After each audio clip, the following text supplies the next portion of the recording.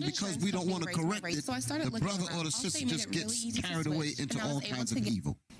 You can also go door. We don't have that problem anymore, but it was something that I really had to struggle with. Definitely not when I first got. Why playing Kiana mid? Well, she is a strong We have to learn how to be our W to grab another element into an attack and Q again. Of course, follow up with me taking ultimate. Why you asking? Why you all up in my business? And Kiana scales much better than most because you ain't right. For the first few levels, make sure you avoid losing too much health. You want to make sure you're healthy for level 3 for your big combo. You're gonna be in here. We're gonna be our brothers and sisters. Are so quick and amazing. And getting this off twice in lane allows you to focus on massive kill pressure, which is even better at level 6 where you have tons more damage and CC. Entering the mid game, your bot lane will come mid, which puts you in a side lane. You're a strong side laner, but usually best to push it out in group with your team. Entering late game team fights, play as the assassin. You want to flank onto the fight after it started onto the enemy back line. From here, either ultimate the carried, quickly one-shot them, or look to land a massive one to CC and destroy their entire team. And that's how to play Kiana mid. If this video helped you, leave a like and comment below who you want to see next. Hit the button. A lot of people thought that he was shot and he was killed right there. But let me set it up because it skipped. I ain't y'all fault to think it was in the video. Listen to what I'm about to say. We're talking about the assassination of Dr. Martin Luther King. Are y'all all right? These brothers are going over that quote-unquote incident, actually an assassination. But what you might, some of y'all, perhaps the majority of y'all don't know what's about to be revealed in this video. Back it up again. That he was shot and he was killed. Most people believe that Dr. Martin Luther King was murdered by the bullet that was shot at the Lorraine Motel. Y'all know the deal, right? Y'all, everybody's with me? That's what he said. He said most people believe that that's how his life was taken. Keep playing. Still dealing with hate but now. His lawyer. Back it up again. I was talking. You're going to, again, find out just the climate of hate that we're living in. And because of this hate, it has warped our developmental psychology. And that's what I'm showing you. Okay, start it again and play it. I'll just let it ride. The people thought that he was shot and he was killed right there. But his lawyer wrote a book. And his lawyer actually said that the bullet did not kill Martin Luther King. He filed for an appeal days afterward and tried to get a new trial. So like I said, I spoke to Dr. Pepper earlier today. Here's what he had to say about the way Dr. Martin Luther King was actually killed. Wow. He wasn't killed from the bullet that hit him on the mouth. So you can understand who he is. You see his name, Dr. William Pepper. Okay, he was Dr. King's lawyer. Okay, let's get the statement. Hit it again. Today, he was taken to the St. Joseph's Hospital, and he was killed in the emergency room of St. Joseph's Hospital by the chief of neurosurgery, Dr. Breen Bland, who came in when they were all working. He's naming people. Go ahead. He got him in the emergency room and he said, "Get out of here, let that die."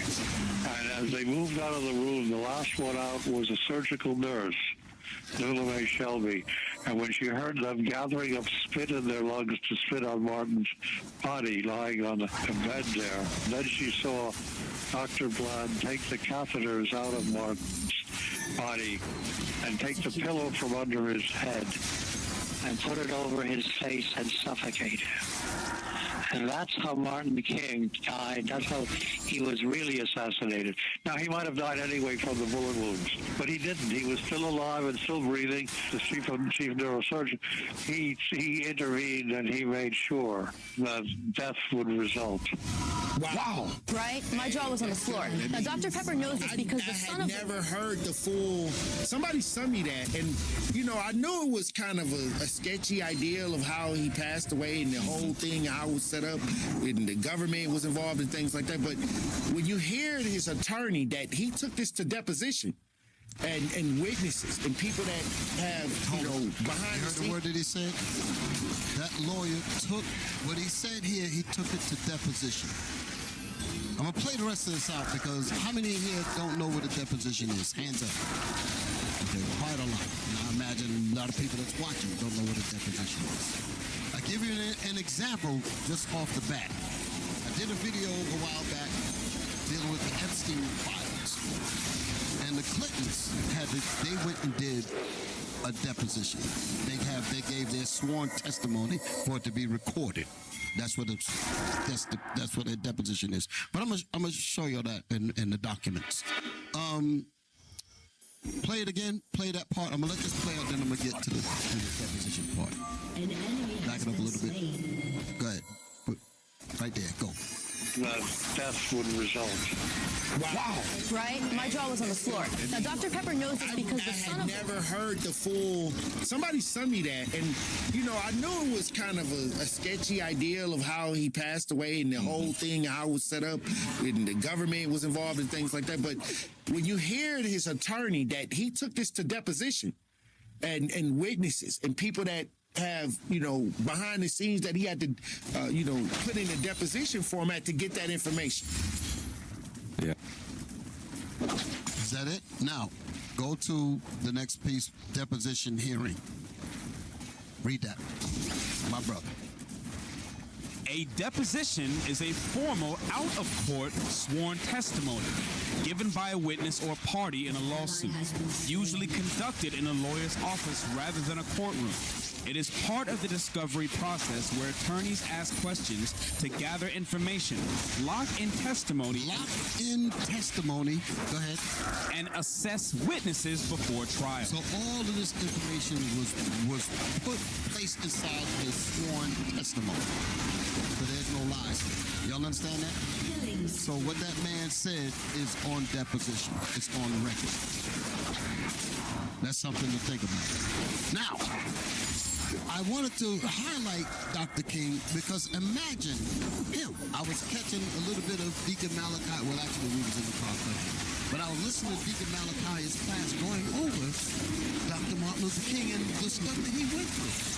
And I got to check them videos out. He was dropping some stuff that I don't think I'd heard about these videos.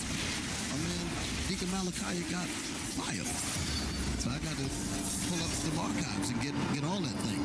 But if you could have just imagined, and we talk about Dr. Martin Luther King, we talk about Malcolm X, and they were not in the truth like we are.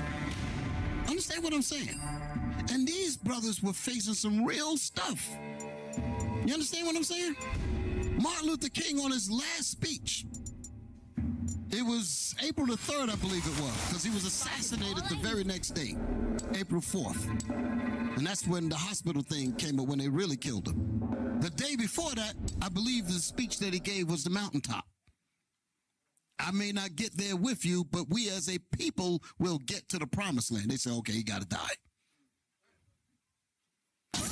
He said in that same speech, he said, I'm not fearing any man, because he knew that death was imminent. But yet he still faced and went forward and still did what he needed to do. Y'all understand what I'm saying? Imagine having that kind of weight on your shoulders. Summoner's Rift. You got the weight of all of the people. They're looking up to you. You're our spokesperson, that kind of thing. All that weight on him. Same thing with Malcolm. Same thing with many of our brothers and sisters that went through these kinds of, sisters that was just as rough as the brothers when it came to liberation. So I'm going to just tell you straight, I don't want to hear nobody say nothing negative about these brothers. I'm not putting up with it. And you damn sure better not have a damn bottle in your hand talking about something you got to drown your worries because you can't take it anymore. And then you're going to open your mouth up and say anything about these brothers. First. Hell no. You understand? We got to think like men, brothers.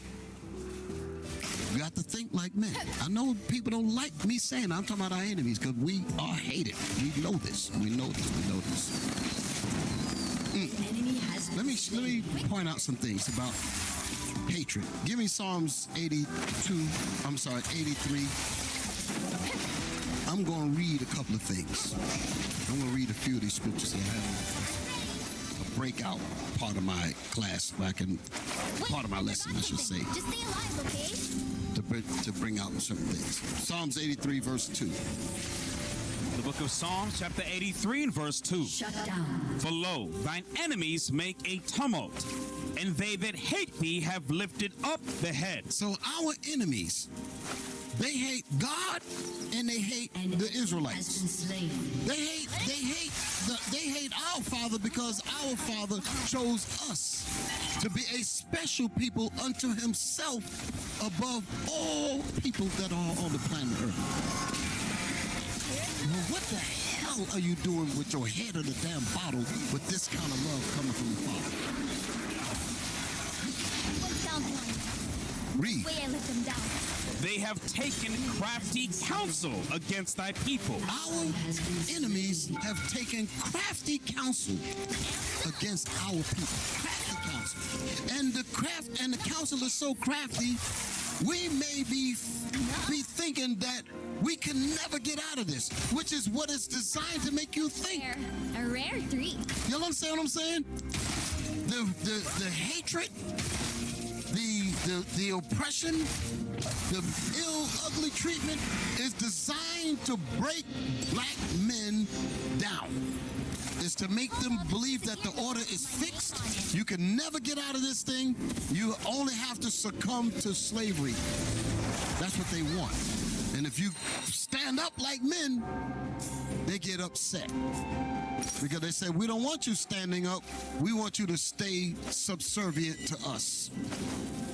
And if we can't get you to do that, we want to make your life so crazy that it drive you to drugs, drive you to alcohol, drive you to fornication, drive you to adultery, drive you to all kinds of evil actions that's doing nothing but destroying your nation, your family, destroying every damn thing.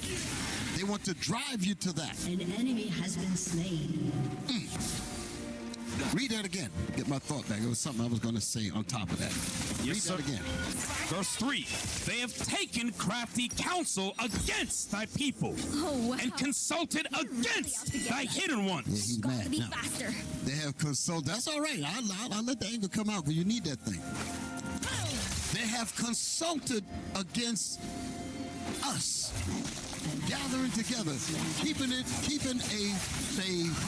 plan in place to make sure that we never rise above where they say we should be. You got nothing. And the question is, who the hell are you to determine where I should be? They say, well, he's an old uppity nigga. That's what they say about that kind of speech. Huh? The hell with you and your mama. Talk big, but you understand? That's how it's got to be. Read that again. They have taken crafty counsel against thy people. Come on. And consulted against thy hidden ones. And they have consulted against, they make us the hidden ones. We are God's people. They don't like that. We can leave these forsaken. But we have to relish in the fact that we are the children of God and act accordingly. An enemy has been slain. The bodies that we have, God gave us those bodies. We don't supposed to take these bodies and abuse them with alcohol. There's another thing I'm going to get on too. You fat brothers. Stand up for others too.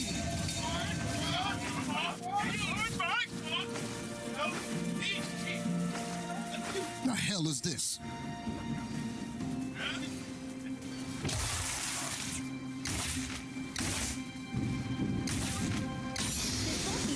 But life never is. A long pause, huh? Shut down. But that's abuse. Where's the love that you're supposed to have for your own self, of the body that God gave you, that you're going to subject it to alcohol, you're going to subject it to drugs, you're going to subject it to overeating? That ain't what gods do. Ye are gods, yeah. Need more power. But yet we looking like something else. These are things that we should not be doing. Out of my way. And as a man thinketh how he feels in his mind about himself, his whole life would be that. His body would reflect that. His family would reflect that. Everywhere he goes, the byproduct of his thinking would be evident everywhere. Best thing I can do is fight when others... And I often wonder, you know, I'm not young. You know, you get a little bulge. You know what I'm saying? I used to be more fit than this. But I ain't like what I'm talking about. I ain't even close to it. Y'all all right? But if I'm talking this way, y'all should be thinking that way too. I'll go out on a limb and say this here. How do you feel, you fat brothers, when you look at yourselves in the mirror? Triple kill. How do you feel? Y'all can say something. Don't let me go off the rails too much. I'm good. How do you feel? You gonna sit there and act like you don't see it? Flab and stuff flying all over the damn place, and you cool with that? Come on, man. And if you don't understand what I'm saying, you can be that way today, but next week you're supposed to be coming down a little bit. You understand what I'm saying? Because like I said, we all come from a bad place. So when you first come in, you got problems. We're okay with that. We understand. But the objective, again, is to give you the medicine to fix what is wrong with you. Being fat is not normal. I'm going to say it again. Where's Captain Shim at? Okay, you've been wanting to put a big F on your back. Make you walk around with it. Fat man. He's been wanting to do that thing. To make you ashamed of that. No, man. You're not supposed to be happy with that thing. Your team has destroyed. And I remember one of the men's conferences. Captain Shim, he dealt with that particular subject. And he told the stories on how he was witnessing people in the hospital with all this stuff connected to him because of this very same problem. And it moved him to really be a serious captain in getting brothers in shape. Because he understood the danger in just sitting back and allow you to fatten yourselves into a death. To allow yourselves to just go down the road and become a mess. Rampage. I dealt with a brother in my own congregation years ago. He in the hospital. Same damn problem. And I said, brother, you need to cut this BS out. And I had to get on him. And I said, I don't want to see you here again. Bless that woman. I don't want to see you here again.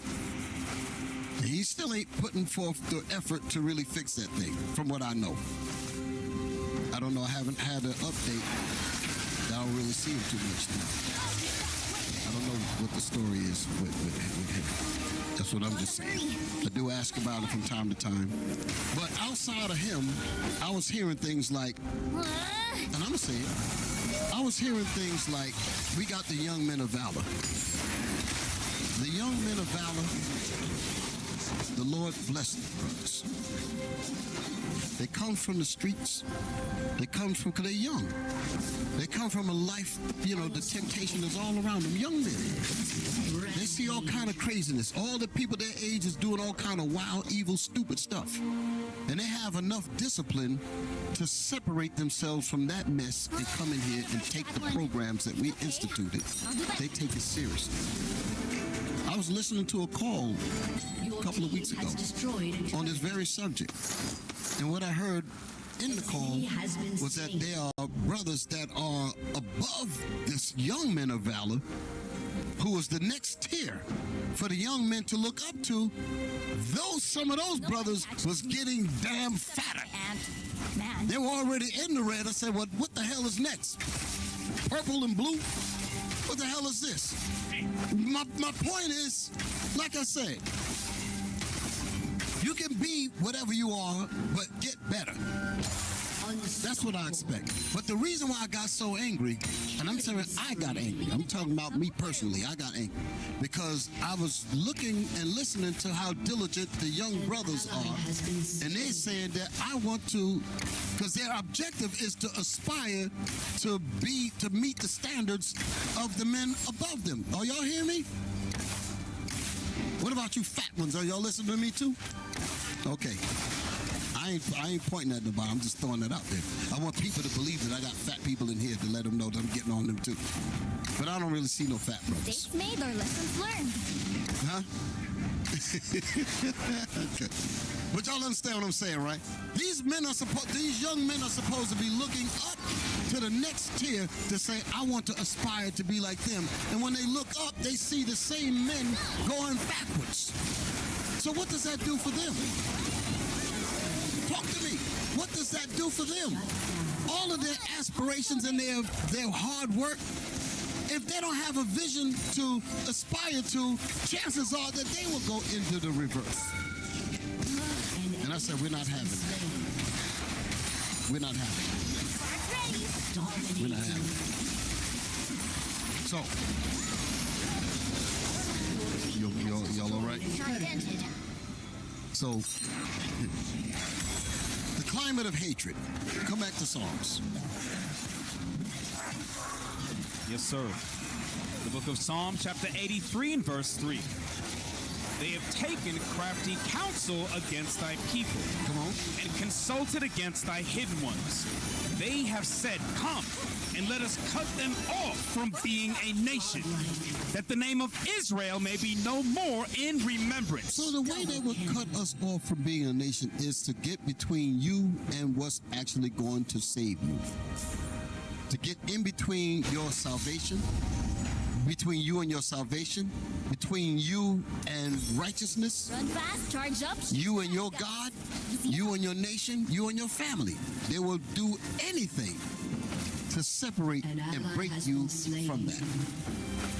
And our enemies have a serious hatred against us. Keep reading. What verse you in? Verse 5 down, Bishop. Verse 5, read. For they have consulted together with one consent. For our enemies have consulted together with one consent. They all are in agreement. All of the nations are in agreement to make sure that we stay stupid. Make sure that we stay fat. Make sure that we stay on drugs and alcohol. And riotous living, promiscuity, adultery, fornication. They want all of that for us. Look at the music that they give us. Look at the liquor stores that's all over the damn place. That's for us. Remember that. To drown ourselves in nothingness. You ask the question, say, where's the library at? You don't even find them anymore. And I know everything is on computers now. But damn, you can find all kinds of evil. You got to really think about those are plots to keep us destroyed. Be faster. Where you at? Middle of verse 5, Bishop. Come on. They are confederate against thee. The tabernacles of Edom. The white man, Esau, he's leading all the rest of the nations in this verse. Come on. And the Ishmaelites. And the Arabs. They got shops and all that in our communities. Go ahead. Of Moab. Moab, the Chinese. Man, listen, you go throughout Africa, Moab is all over the damn place. China aid here. I mean, damn, get the people over there. The material, the raw materials, and the mines, the gold, steel, everything is over there. Why in the world can't the people organize to build something for themselves? And there's a reason for it. It's because of what happened during the time of the quote-unquote scramble for Africa. They wanted to make sure that that Africa was not able to manufacture any of the materials that they made. So they have to allow for colonizers to take it and then manufacture it and sell the manufactured goods back to the people at a price that they cannot even properly pay. So what they end up doing is they sell it back to them, and they say you can take out a loan against the stuff that grows in your own land. You have to pay the price, and you can't afford it. I'm talking about that's what they do all over the world. And you have to take out a loan. The IMF and the other MFs are involved in this to make sure that the monetary, the value of the dollars overseas are not comparable to receiving good trade with the things that you need. So it's always at a deficit. And the deficit is answered by, well, we're going to loan you X, Y, and Z. And if you can't pay back the loan, you got to let us set up a little bit more of this, a little bit more of that. And that's how they completely take over. Y'all understand that? These are examples of some serious hatred that we are facing all over the world. But again, the question is, what do we do? Do we walk away from the job of fixing that and go to a bottle, go to drugs? I keep bringing that up because regardless of how bleak you think the future is, regardless of how bleak you think the situation is, you are still obligated as a man to seek to fix the problem, even if you don't have the full answers yet. Seek for the answers. Seek for the answers. Organize. Discipline yourselves. Change your mental state. Change Change the conversation that you have. Change your circle. Get with brothers, get with sisters that understand the mission and the importance of it. That's what you do. And the Most High will intervene and begin to show you the way. Because it ain't over for us. The Lord didn't bring us this far to leave us here. What was the name? James Cleveland, old Christian song, right?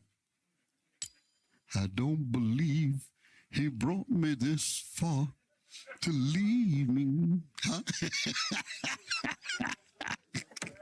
Hey, listen, I know I done tapped into some damn Christian heads by doing that thing. I'm going to lean back. I just did that just to mess y'all up a little bit. I ain't going to church. Y'all know better than that. But we got to know that the Lord is with us. And we have to operate with that kind of confidence. Y'all all right? All right, moving on. Read. And the Hagarenes, Gebal, and Ammon, and Amalek, the Philistines with the inhabitants of Tyre. Go ahead. Assur also is joined with them. They have holpen with the children of Lot, Selah. So all of these nations and many more. That's just a brief hit list that's God's hit list. He's going to hit all of them. That's why it's listing them there. The Lord going to go after them specifically to start it off. Y'all all right? But they all are confederate to destroy us. Give me Ezekiel 35, verse 5. We got to understand our relationship and understanding this society that is clearly letting us all know that we are hated. SPLC ain't the only ones. All of the nations hate us. And we have to know that, and we have to operate in spite of that. Let them say what they want to say. We know who we are. You don't get to define us. We define ourselves. We define ourselves by what God defined us as.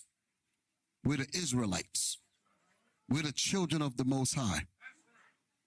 And we have to carry ourselves like that. Ezekiel 35, verse 5. Ezekiel chapter 35 and verse 5. Because thou hast had a perpetual hatred, and hast shed the blood of the children of Israel. Our enemies and Esau, that's what we speak about. This chapter is literally speaking about Esau himself, the Edomites. They have had a perpetual hatred against our people. Perpetual, meaning never ending.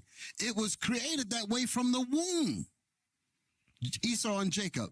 That spirit was put in them to hate us irregardless of anything. We have to know that, understand that, and move despite of that. Come on.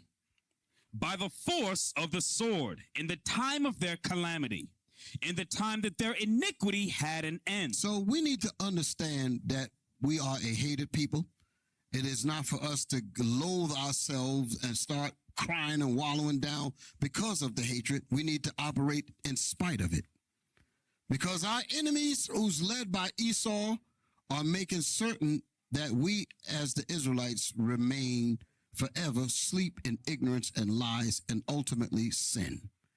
And Esau's hatred against us is rooted deep in their spirit since from the womb, Genesis 25, 23. And Trump, your boy Trump is just the hood ornament or the hooded KKK member that's in our faces as a reminding wake-up call from God to agitate us through oppression. Agitate us through oppression. Give me Isaiah 51 and 20. 51 and 20. Isaiah chapter 51 and verse 20. Thy sons have fainted. Our sons have fainted because there's no guidance. There's no guidance for our children in the streets. Our sons have fainted. Come on. They lie at the head of all the streets. They're in the corners with no direction, no aim, no nothing. This is terrible. Their minds is totally wasted. Their mind is a terrible thing to waste, especially among our people. And our sons are in the streets wasting themselves away, pining away in their iniquities. Read. as a wild bull in a net. Our young sons, our people in the streets are like wild bulls, gremlins, YNs. That's what they are. The new batch. Like wild bulls in a net, come on. They are full of the fury of the Lord. They are full of God's fury because we broke God's commandments. That's judgment.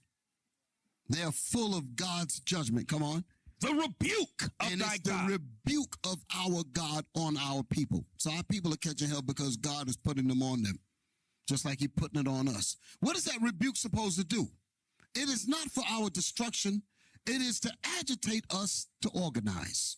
It is to agitate us into keeping God's commandments. It is to organize us and to urge us and agitate us into coming together like the Bible says. O nation not desired.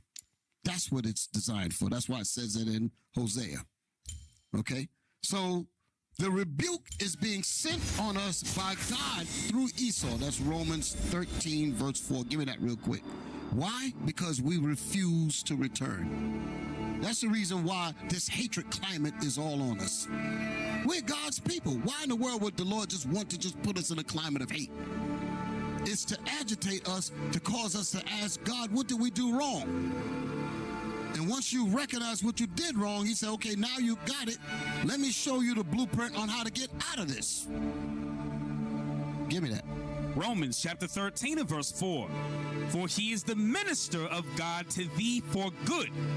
But if thou do that which is evil. But if we do that which is evil against the Most High. Come on. Be afraid. Be afraid. For he beareth not the sword in vain. So the Most High put this demon over us because we refuse to keep his commandments. Meaning the Most High's commandments. Read the verse before that. Third verse. Yes, sir. Verse 3. For rulers are not a terror to good works. For the rulers, meaning the powers that be, are not supposed to be a terror to those of us that believe in these commandments. Let me explain what I mean. We're going to go through persecutions. We're going to get the trials. We're going to get all of that. But it's our faith in knowing that there is a day of restitution. There's a day when we don't have to deal with that anymore. That is a comfort while we're in our trial. That is a comfort while we're in our captivity. Just like my brothers and sisters in slavery.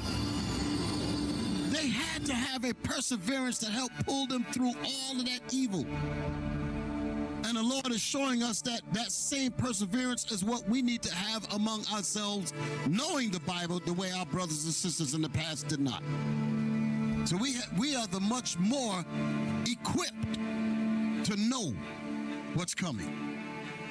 And we acting like we don't know. Where you at? Verse 3, Bishop. Read.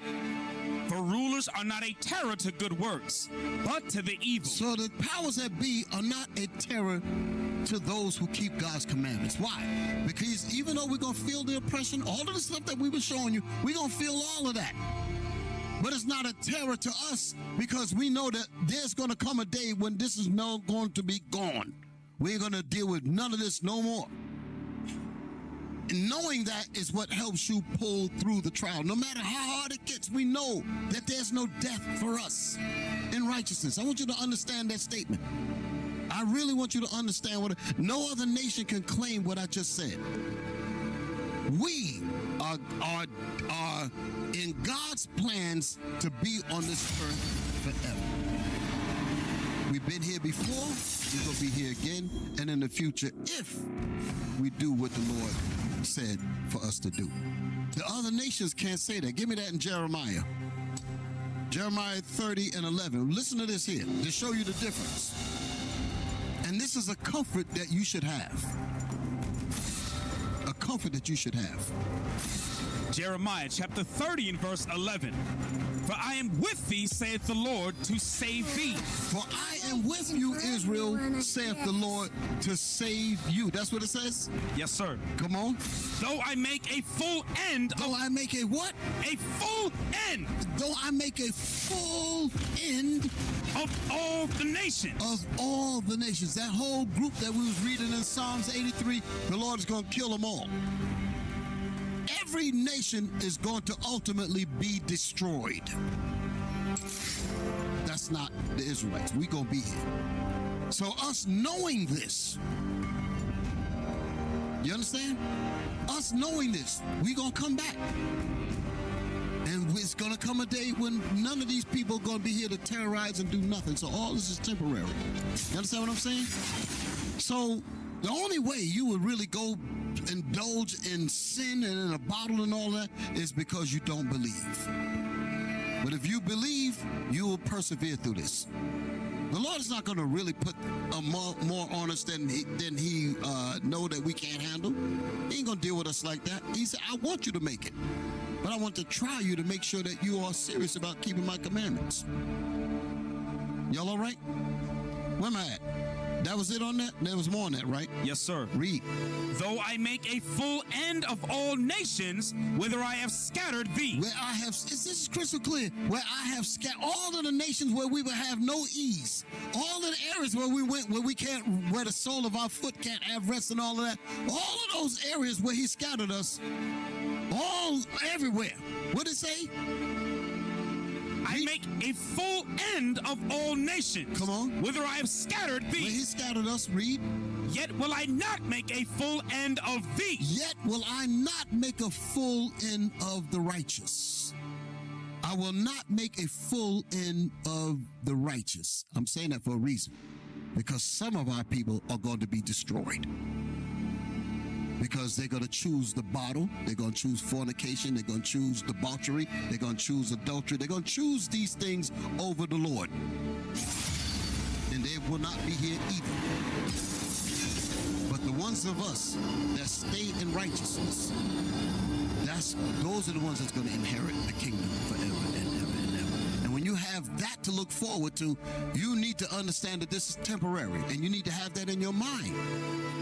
If our brothers and sisters could endure slavery, we can endure this.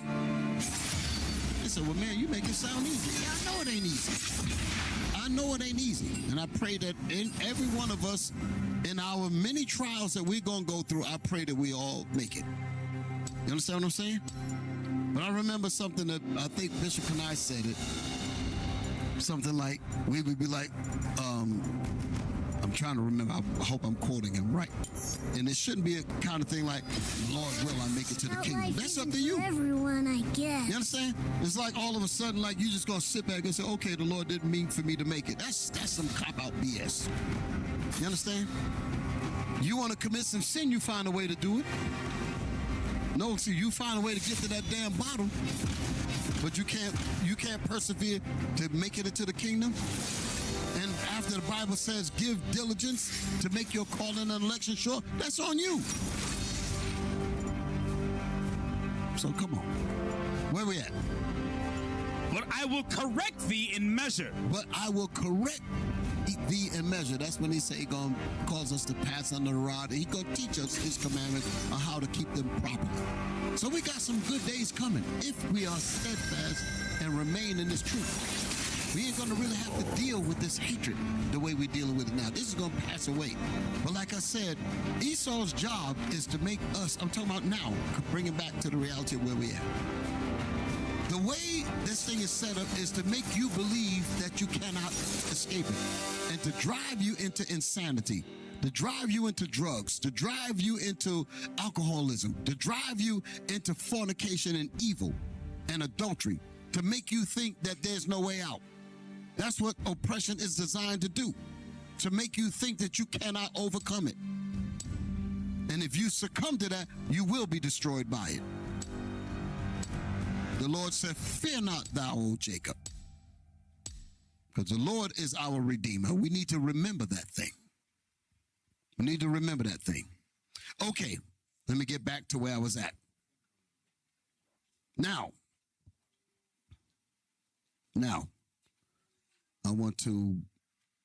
I gave you a little bit of some goodness. Now I'm going to get back to the ugliness. Y'all all right?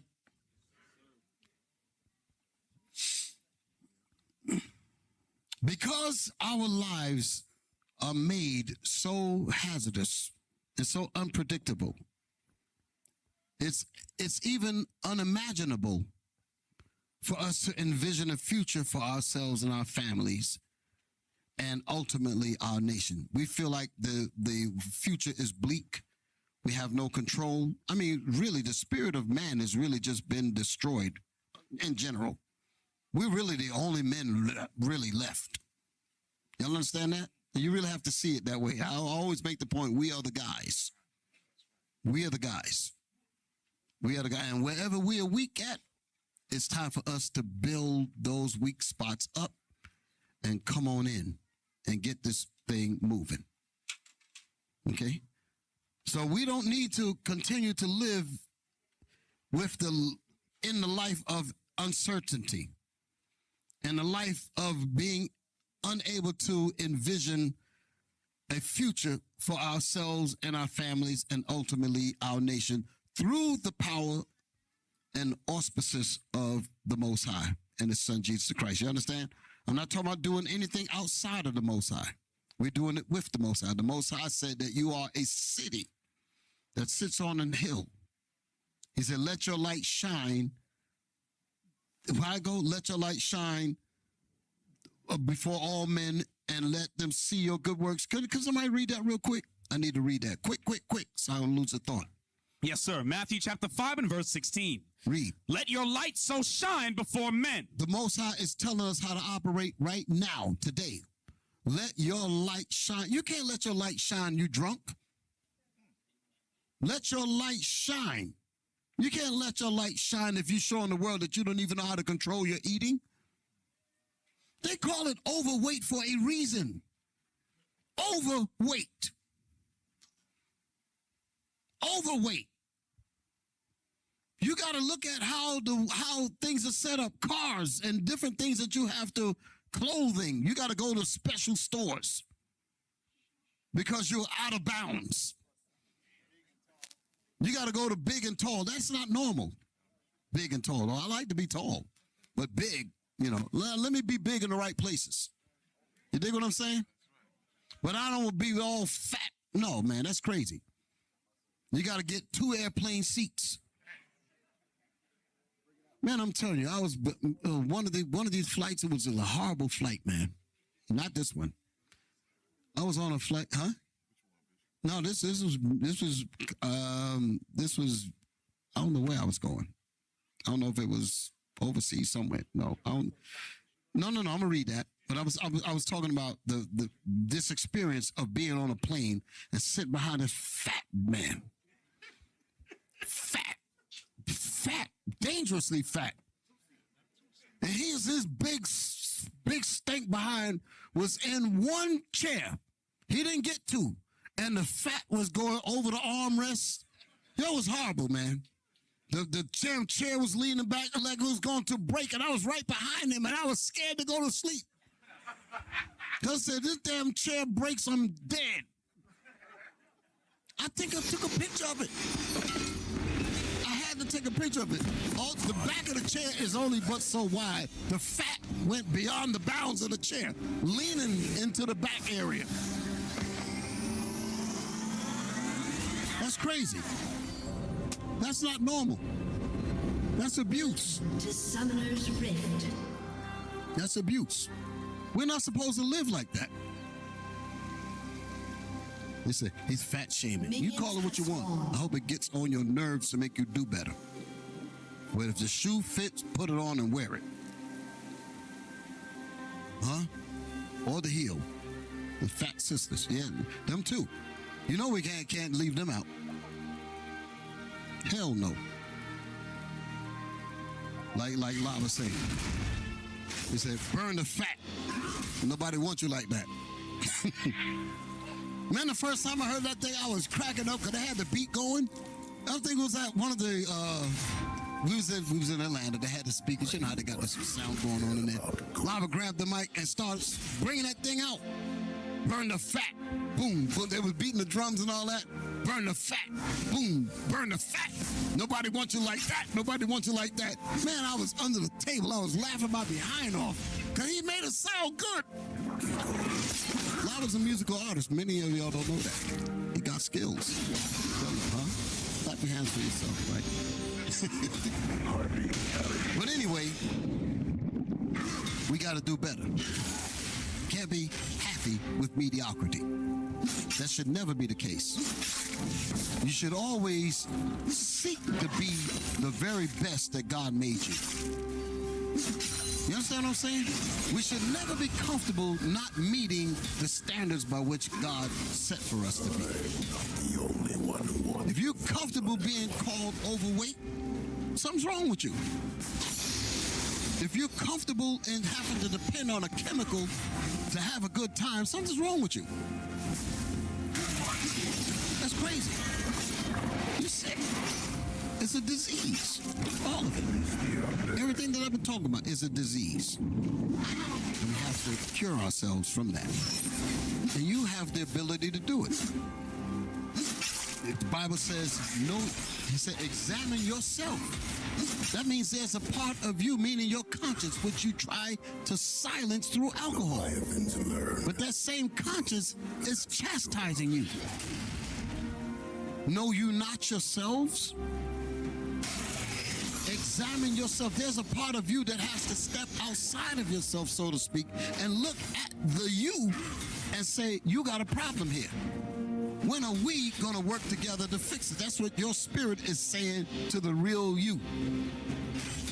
When you examine, that's psychology there. You have to examine your own self. You're waiting for somebody else to tell you. You can see something's wrong with you. You can evaluate yourself. You can tell when something is wrong. You can take that initiative and start right there. There I go. And work to build it and watch the results. And you will feel good about those results. Many brothers have, many sisters have. In between. What I mean by that, some brothers, big, fat, and they lost the weight. And they can look back and say, I did it. That's some achievement. Same thing with sisters. Sisters have got the fat, burnt it off, and now they feel good about themselves. They ain't afraid to look in the mirror when they walk past the mirror. You know what I'm talking about? Huh? They don't even want to look in the mirror. Huh? Stuff like that. No. An ally has been slain. Where we at? An enemy has Matthew been chapter slain. 5, verse 16. Let's read that. Because again, we have to set the standard. Like I said, we are the guys. We are the nation. Sisters, brothers, we have to set the standard on the way the world is supposed to move. I know that's some big talk that everybody like, the white man is supposed to be telling everybody what to do. The hell with that. We're the ones. We're the stars of God. We're the ones that's supposed to be the trendsetters, which we are. We only do it in evil, though. But we're supposed to set the whole planet up in righteousness until the Lord gets rid of them. And then we can enjoy our own talents among ourselves. Ain't that some beautiful thing? That's the days that's coming. We need to look forward to that and build ourselves towards that ideal version of yourself and of our nation. Read. Let your light so shine before men that they may see your good works. So our job as the nation of Israel, as the Israelites, and as IUIC, we're the city. We're that organized nation. Let your light, let our light shine, go ahead, so that others may what? See your good works. So for our brothers that's on the corners, the wild bull in net, the women that's out there have crazy, all of that, they need to see our good works and come and ask about the reason of our hope and how we got ourselves together. And we'll tell them, we used to be in your spot, but we repented. And if we can do it, you can do it. That's how we're supposed to be. And we will encourage them to get themselves together. A lot of people have lost a lot of weight because of the examples that's been set. You understand what I'm saying? I mean, daily, losing, getting rid of the fat. Same thing with the sisters. They're getting themselves in order. You understand what I'm saying? So things are working right. And that's a good thing when you actually put forward that example for our brothers and sisters to actually do right. Because they're not going to learn that out here. The society wants to take our people into destruction, wants to send our people backwards. wants to send them into evil, lies, dope, overeating, all types of all the junk food places are all over our communities, liquor stores, all types of stuff that just mess our people up. It's on tap for a reason. Because if we are living as a people that have no hope, they already believe that we will gravitate towards that clutch. They believe that we'll look for that temporary absence where we don't have to deal with our reality. Let me get high, so to speak. Let me drown and drown out that voice of questioning. Let me get rid of that self. Let me get rid of that real spirit in me that's telling me to do right, because the real me examined how I was living and it's chastising me by telling me I need to do better. I don't want to hear that voice. I want to silence that conscience. And I want to go get the bottle. I want to go get the drugs. I want to go overeat. All of these things is bad habits that's going to kill us. And all of these components that's out here to feed us into evil is right there on tap. Every corner, every aisle in the supermarket got nothing but junk to just completely destroy our insides, outsides, our mind, our bodies, everything. But we have to be better than that. We have to be the example. I'm talking about us in here. We have to be the example on how our people have to get themselves together. And we need to be their example. So when they ask us of the reason of our hope, we can expound that to them. That's what our job is. So we can't leave the post and go play games. Video games, living in a fantasy virtual video game world. I can't stand that. Grown men playing damn video games.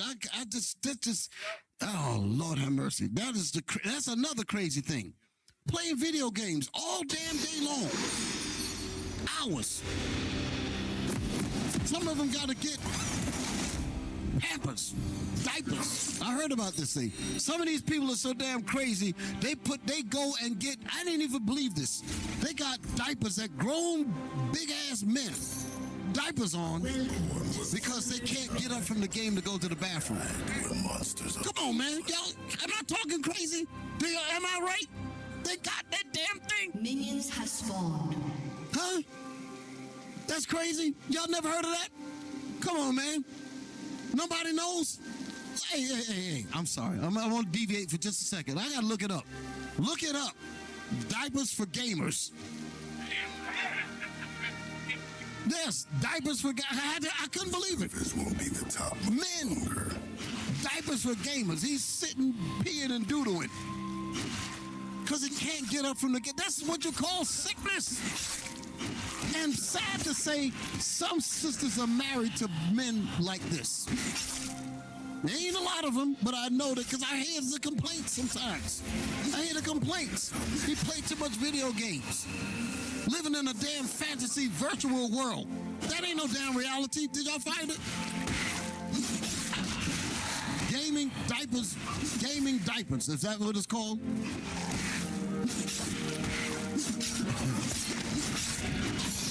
Look at this damn thing. Put that up there on the board. Jesus Christ. This is crazy. Huh? You're so damn addicted to the game, you don't go to the bathroom. You pee and doodle on yourself. The reason why I was somewhat familiar with this, because I had a cousin a long time ago when I was young. They bought him, what was it, the Atari 2600? Remember that? The old with the joystick thing? Good for business. She had bought him one of those. He's in the room. He's on the damn thing. Joystick, click, click, click, click, click. He on it so much, he was scared to get up. The mother got to bring hot dogs in a plate and drink because he can't get nothing to eat because he can't give the game up. Sometimes stuff like that. Game of diapers. Is that what I'm looking at? Wow. This is crazy. That's an actual brand. I recognize that little squiggly thing in the middle. That's an actual. Is there any writing on that? I'm just deviating for a second. Is there any writing on that? This is still dealing with the sickness. Is there any words that tell you about this? I don't want just a picture. I want to read about what it's designed for. Because they might think I'm lying. Can we get a description on what is the purpose of these gamer diapers? Come on, brothers, help me out. Y'all supposed to been had it.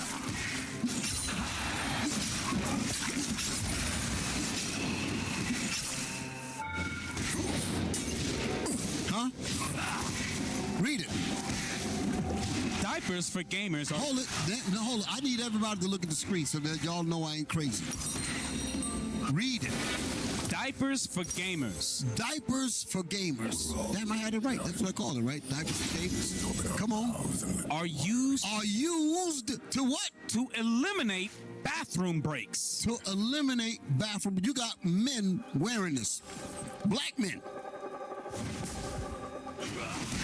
To eliminate bathroom breaks. That is a serious sickness. You can't get up because you're so into the fantasy world of gaming. Understand why I'm mentioning this. Same thing as alcohol, we use it to escape reality. We don't want to deal with what's really sound on the ground while we're supposed to be handling things right here today. You feel me? We look for escapism. Video games is the same damn thing. It's the same thing. You up there living in a virtual fantasy world. Meanwhile, the reality is going past you and you don't have no connection to it. You can't even go to the bathroom. This is crazy. Read it. So we get off this. Wow, they use. Wow, it says uninterrupted play. Come on, man, read that thing. And read it a little faster. Diapers for gamers are used to eliminate bathroom breaks. Come on. Allowing players to stay continuously focused on extended gaming sessions. Gaming? What kind of grown man need to be gaming doing any damn thing? Gaming sessions. Read. Without pausing or stepping away from their consoles or PC. Is that not a drug? That is a drug. Read. Why are they used? Why are these diapers used? This is crazy. Read. Uninterrupted play. Competitive gamers, marathon streamers, and those participating in long raiding sessions, such as in MMORPGs, can use adult protective wear to avoid taking breaks. Man, this is crazy. They got even medical needs. Read that. Medical needs. Some gamers use them as a practical solution to manage real-life medical issues, like urinary incontinence or chronic conditions, so they can play comfortably. Hey man, get off this damn. This daggone thing is crazy as hell. Lord Jesus, you can go into the abyss with some of this craziness. Somebody have to rescue me. Don't let me go too far. You can go into the dark side very quick. When we choose these kinds of things, when we choose these avenues of escapism, it is because we don't want to face the reality of dealing with the problems. Well, that's not a man. Man deals with reality. There's a scripture that we often read, and my view, I don't think we really delve deeply into the scripture. The scripture that I'm talking about is Wisdom of Solomon 17, verse 12. An enemy has been slain. Because when you think about us, before I read it, I'm going to make this statement. To show you how bad it is when we don't deal with the reality of the hatred that we experience, when we do nothing, when we can't see a future for our families, for ourselves, when we have no faith to advance beyond where we are presently, you got to think about it. You know, where we are in IUIC, the build, you know, our structures, our departments, the different things that we do, the missions overseas, the diaspora outreach, all of the different things that many people have come to see what we do in IUIC. None of those things were in existence in the beginning of IUIC.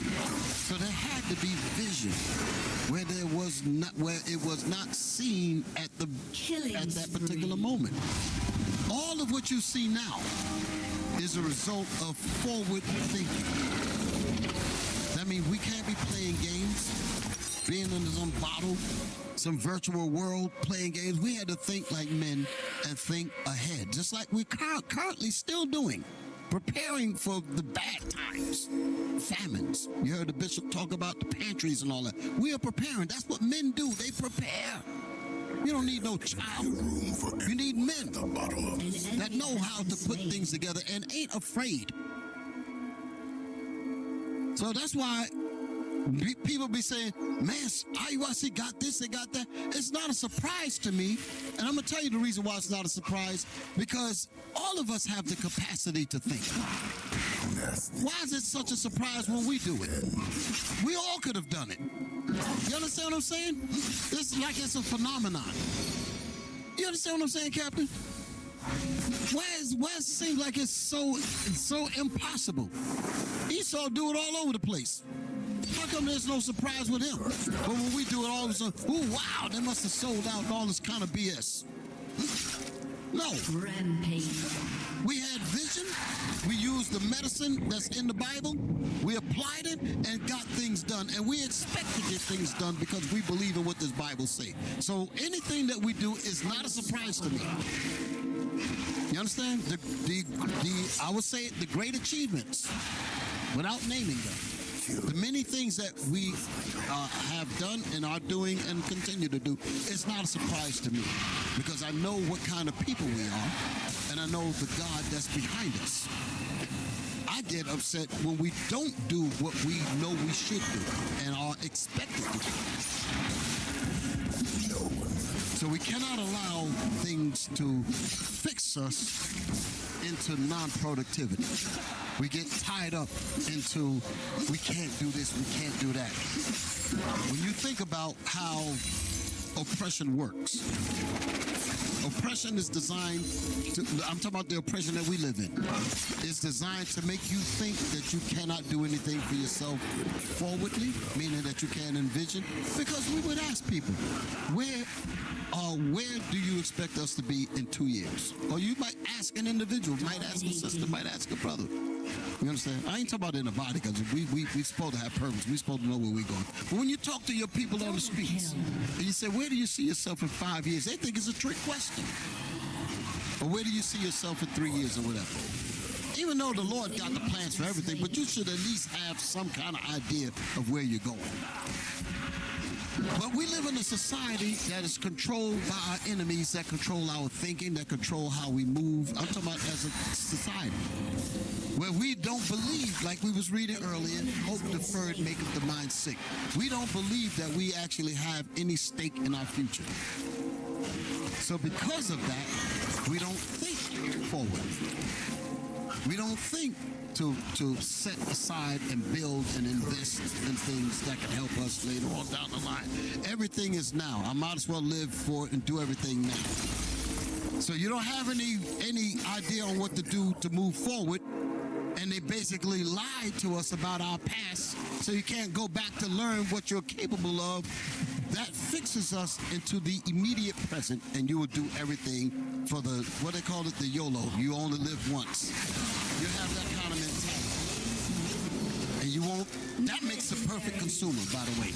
Of people that don't have any aspirations to do anything forward and can't rely on their past to measure how great they are, those are people that are made for the immediate present. And that's exactly what the foreign business owners understood. They said these people have no hope. Put the shops in their neighborhoods because all they're going to do is spend so they can feel good about themselves. They have no aspirations to do anything. So they will put all of the little trinkets around us for us to, like we're playing in a baby crib or something, and we just waste our lives away with these stupid products. Perfect consumers. We got to break away from them. So we live in the immediate present. No future, no thought, no desire to do anything. Yes, sir. Hey, Bishop, I got a quick example of what you were speaking of earlier. Distractions. You know, in the scriptures it says, Bishop, Nathaniel brought this out last week. He talked about how if it was possible, it would deceive the very elect. Hey, play this real quick. Play that real quick. Killing spree. Hey. How's the meat? Carne asada. Num num nums. What are you doing? Putting lime on the meat. You're just wasting limes. You're supposed to put the limes on your finished tacos. I'm pretty sure I've seen El Pollo Loco commercials where they're using lime on the meat while it's on the grill. Why would you squeeze limes on a hot grill? It just evaporates. Okay, so it's just a myth, huh? It's Mexican folklore that you use lime on carne asada while it's on the grill? That's not a thing? No, that's not a thing. They literally have lime on the packaging. And is the meat on a grill? It's not it is cooked already, but that's bad. Fine. I'm putting lime on my part of the meat, and yours won't have any lime. You'll just have bland carne asada. I will add the lime to my finished tacos. Well, fine. You do it however you want. I'm gonna watch baseball. All right, stop it. So, as painful as that was, Bishop, this is what we're dealing with in real time. That's why the scripture says, envy thou not the oppressor and choose none of his ways. Because I hate to say, we gonna be counseling these brothers on the spirit of fornication off of a woman that ain't even damn real. That's what's bad about this. That's exactly what's coming up. The virtue, because you on it. That's further down, but you jump to it. So let's deal with it for a minute. The point of what he's saying is because that thing that's gonna take the place of dealing with a real woman. That's what they're doing. They practice for that damn. That's how sick. And they'll use Esau doing that. But a lot of times Esau have shit together. But it's us that will have nothing and we'll succumb to this. And we'd rather choose to do that rather than to build ourselves up so that we can really get a real woman and know how to cultivate her, build her up, all that kind of thing. You understand that? But that's work. That takes time. That takes work and diligence and dedication. And some of our people, some of our men don't have that will. They'd rather cheat and go to that level. That's crazy. That's crazy. It ain't a big thing now, but I see your point. I can see it coming. You know, with that, we have been warned.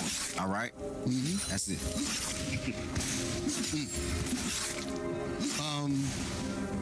Wisdom of Solomon, but we got to deal with reality. Wisdom of Solomon, chapter 17, verse 12. Now, I want to, while he's bringing that up, I'm going to let this come up. Put that up there, fear. I put this in the AI. Fear is nothing more than the betraying comfort that reason offers. That's what the scripture says, right? Everybody's with me? Yes, sir. Put that on the board. You see it? Now let's read the scripture first, and then we'll come back to this. Let's read the scripture. Wisdom of Solomon, chapter 17 and verse 12. And the reason, I'm going to tell you the reason why I'm bringing this out, which is going to be illuminated in the definition. We would choose the easier way out rather than to challenge something that causes us to employ discipline. And did nothing. And it's a betraying comfort to do nothing. Now I'm gonna let these things play these parts out. Read it. For fear is nothing else but a betraying of the succors which reason offers. Succors mean comfort. Read it again. For fear is nothing else but a betraying of the succors. So the fear is what I'm addressing. The fear of challenging of challenging things that we don't really want to face, like challenge weight loss, for an example. Instead of making excuses for it, challenge your addiction to alcohol instead of making an excuse for it. Trying to find a scripture that you're going to abuse and then become an alcoholic and say the Bible told me I could do this. You understand what I'm saying? Read it again. For fear is nothing else. So we're dealing with the element of fear. What is fear? Fear is nothing else but what? But a betraying of the succors. Is the betraying of the comforts which reason offers. Which reason offers. It gives you a chance to lie and say, I don't really need to put forth real effort to deal with something that's a challenge to me. And it will give you a betraying comfort to do something else. Now, put up on the board what I'm talking about. It's going to explain it perhaps in better detail. The sentiment. So, you see, I typed that in at the top. For fear, I guess I left out the is. For fear is nothing more than a betraying comfort that reason offers. Okay, read that. This sentiment derived from the Wisdom of Solomon, chapter 17 and verse 12. I want y'all to listen now. Come on. In the Apocrypha. For fear is nothing else but a betraying of the succors which reason offereth. Addresses the danger of abandoning logical. So the scripture is talking about the danger of abandoning logic. Logic means to handle the situation in real time. You understand? The things that we don't really want to tackle. We don't want to tackle the problems that's really before us. So we look for a betraying comfort, a betraying lie that says we can get the same results. But the answer is no. You have to go through the straight gate, so to speak, to get to the real results. Y'all all right? Read it. Read it again. This sentiment derived from the Wisdom of Solomon, chapter 17 and verse 12, in the Apocrypha, addresses the danger of abandoning... Addresses the danger of what? Abandoning logical. Of abandoning logical. A logical solution. You're abandoning what's logical to take something that's a fantasy. Go ahead. Structured thought in moments of panic. In moments of panic, instead of you doing the things that you're supposed to do, you look for a betraying comfort to address the same situation when you really were supposed to face it straight on. Okay, read the next piece. The core idea is that in times of crisis, fear tempts us to abandon sound judgment. Fear tempts us to abandon sound judgment. The sound judgment in the cases of what I'm talking about, sound judgment means to make a real effort to correct alcoholic behavior. A real judgment, what did it say? Abandoning, where was it at? Abandon sound judgment. Sound judgment means use the discipline things to curb the fat that you're building on your body. There's real work that you have to do. We look for excuses, which is a betraying comfort to say, I don't have to use the logic of really attacking the problem where it's really. Y'all getting this? Okay. How many of y'all are not getting this? Because I don't see any motion. How many of y'all understand what we're bringing out, what's being said? Hands up. Okay, that's everybody. Oh, I didn't think they were getting it. It was sitting. What are they? Are they just thinking? What's going on? Oh, they cut? Damn, that's what that is? But I will not. Read it again. The core, because it's going to get better. The core idea is that in times of crisis, when you should apply logical steps to address a real situation, you abandon that and use a lying answer, and it's betraying you to make you think that you're all right, but in reality you're not. Go ahead. Is it betraying comfort? Read that. Fear tempts us to abandon sound judgment. Go ahead. The succors which reason offered. Go ahead. For an easier, often false sense of emotional safety or panic. Do you see that? So that's what the scripture is talking about. It says you look for an easy way to address a serious problem because you are afraid to face it because the challenge requires discipline, it requires dedication, it requires work ethic, it requires labor. You don't want to do those things, so you look for a betraying comfort to try to, quote unquote, achieve the same results, and you never get it. Okay? It says, of an easier, often false sense of emotional safety, a false sense of emotional safety or panic. What's the next one? Key interpretation. Betrayal of reason. Fear causes us to betray our own capacity for logic.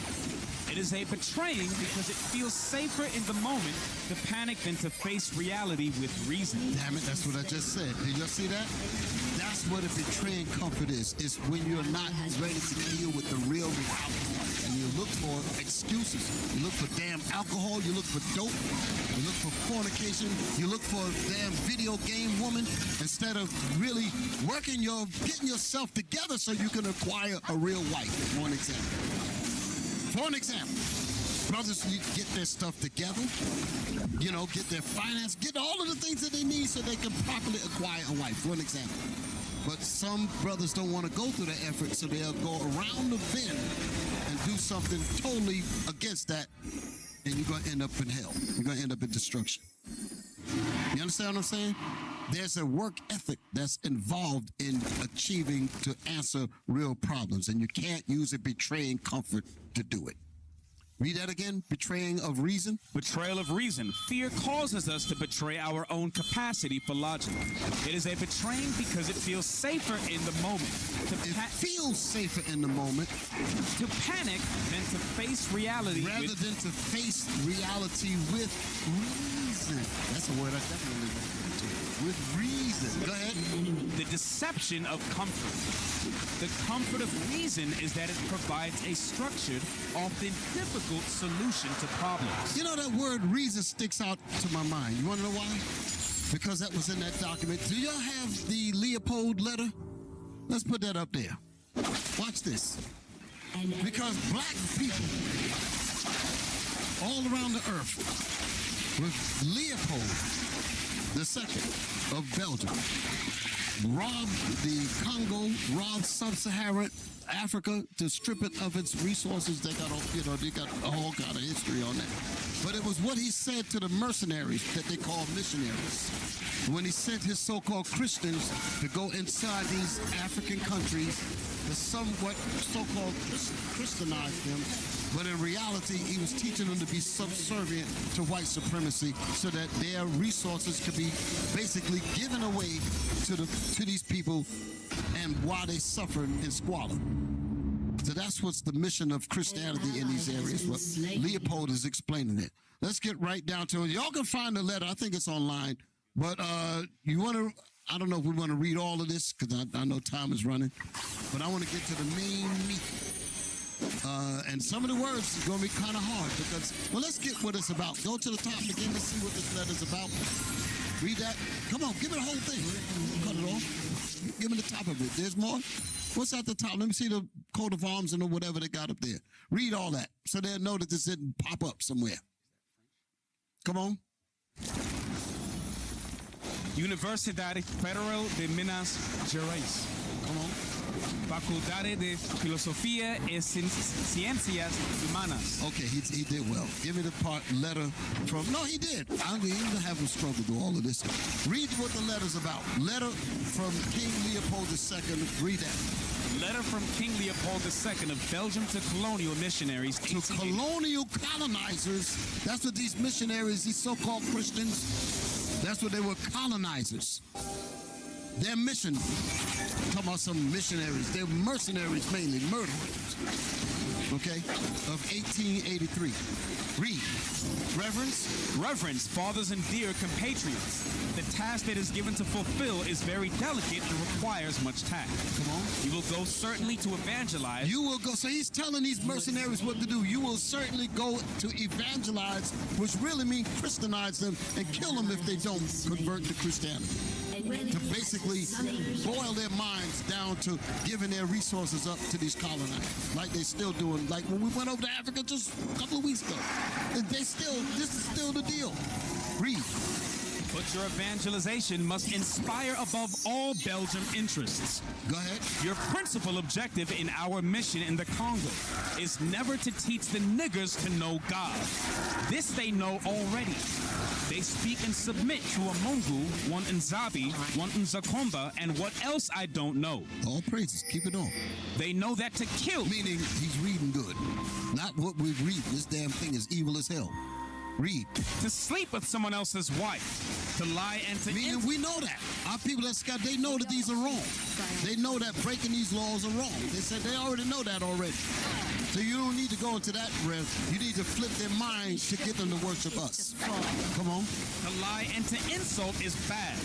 Have courage to admit it. You are not going to teach them what they know already. Come on. Your essential role is... Your essential role as murderers, mercenaries, but we're going to say they're missionaries. Go ahead. Is to facilitate the task of administrators and industrials, which means you will go to interpret the gospel in the way that it will You will go and interpret the gospel, meaning lies, meaning tell lies. Go ahead. That it will be the best to protect your interest in that part of the world. For these things, you have to keep watch on disinteresting our savages from the richness that That's what they call them, savages. Savages. That's what they call us all around the world, savages. They that hate thee have lifted up the head. They all think this way. Don't think it's just Esau. Every last one of them. Moab, everybody. They all hate our guts. Read. Come on. For these things, you have to keep watch on disinteresting our savages from the richness that is plenty in their underground. To avoid that, they get interested in it and make you murderous competition and dream one day to overthrow you. Meaning, the people there are supposed to have this stuff to themselves. They say you want to make sure that they don't have that kind of thought in their mind. Read. Your knowledge of the gospel will allow you to find texts ordering and encouraging your followers to love poverty. Like happier are the poor because they will inherit the heaven. Don't they teach that in Christianity? Make you satisfied with nothing. Has destroyed turret. Go ahead. And it's very difficult for the rich to enter the kingdom of God. You have to detach from them and make them disrespect everything, which gives courage to affront us. You hear that? Everything that's about uplifting ourselves, they want us to look at that as bad. That's what they're saying. Everything that, what does it say? What's that part of? You have to detach from them and make them disrespect everything. Make us disrespect everything that what? Which gives courage. Which gives courage to us. Go ahead. To affront us. To challenge us. Come on. I make reference to their mystic system and their war fetish. Warfare protection, which they pretend not to want to abandon, and you must do everything in your power to make it disappear. So if our people wanted to understand the need for protection, they say your job is to make them want to abandon the will for them to want to protect themselves. That's some demonic stuff there, ain't it? Come on, read. Your action will be directed essentially to the younger ones, but they won't revolt when the recommendation of the priest is contradictory to their parents' teaching. Come on. The children have to learn to obey what the missionary recommends. In other words, we're gods now. Don't make sure that separate them from their parents who are traditionally holding values. Got to separate the kids. That's what they do with us now. They call it ageism. Go ahead. Who is the father of their soul? You must singularly... They say the white man is the father of their soul. You got to teach them that. Go ahead. You must singularly insist on their total submission and obedience. Avoid developing the spirit in the schools. Yes. Teach students to read and not to reason. That's the part that I want to get to. Teach the students. A lot of people never really understood. Bishop brought this out first. He brought this letter. He zeroed in on that part. I've been on it ever since. I couldn't let it go. Teach the students how to read, but not to reason. This is some heavy stuff because up to this point, many of us didn't think that there was a difference between the two. You say, can you read, brother? They say, yeah, I can read. This would say you can read. But then you say, well, can you reason? You loser. You don't know what you're talking about. Reasoning is big stuff. We're going to find that out right now. Read that line again. Teach the students how to what? Teach students to read and not to reason. Teach them how to read, basically call words out, but not to understand how the words make frame thought. Teach them how to read, but don't teach them how to reason. We're going to find out what that means. All right, come out of this. Y'all can actually look the letter up. It's got a few pages. Come back to what we was looking at before.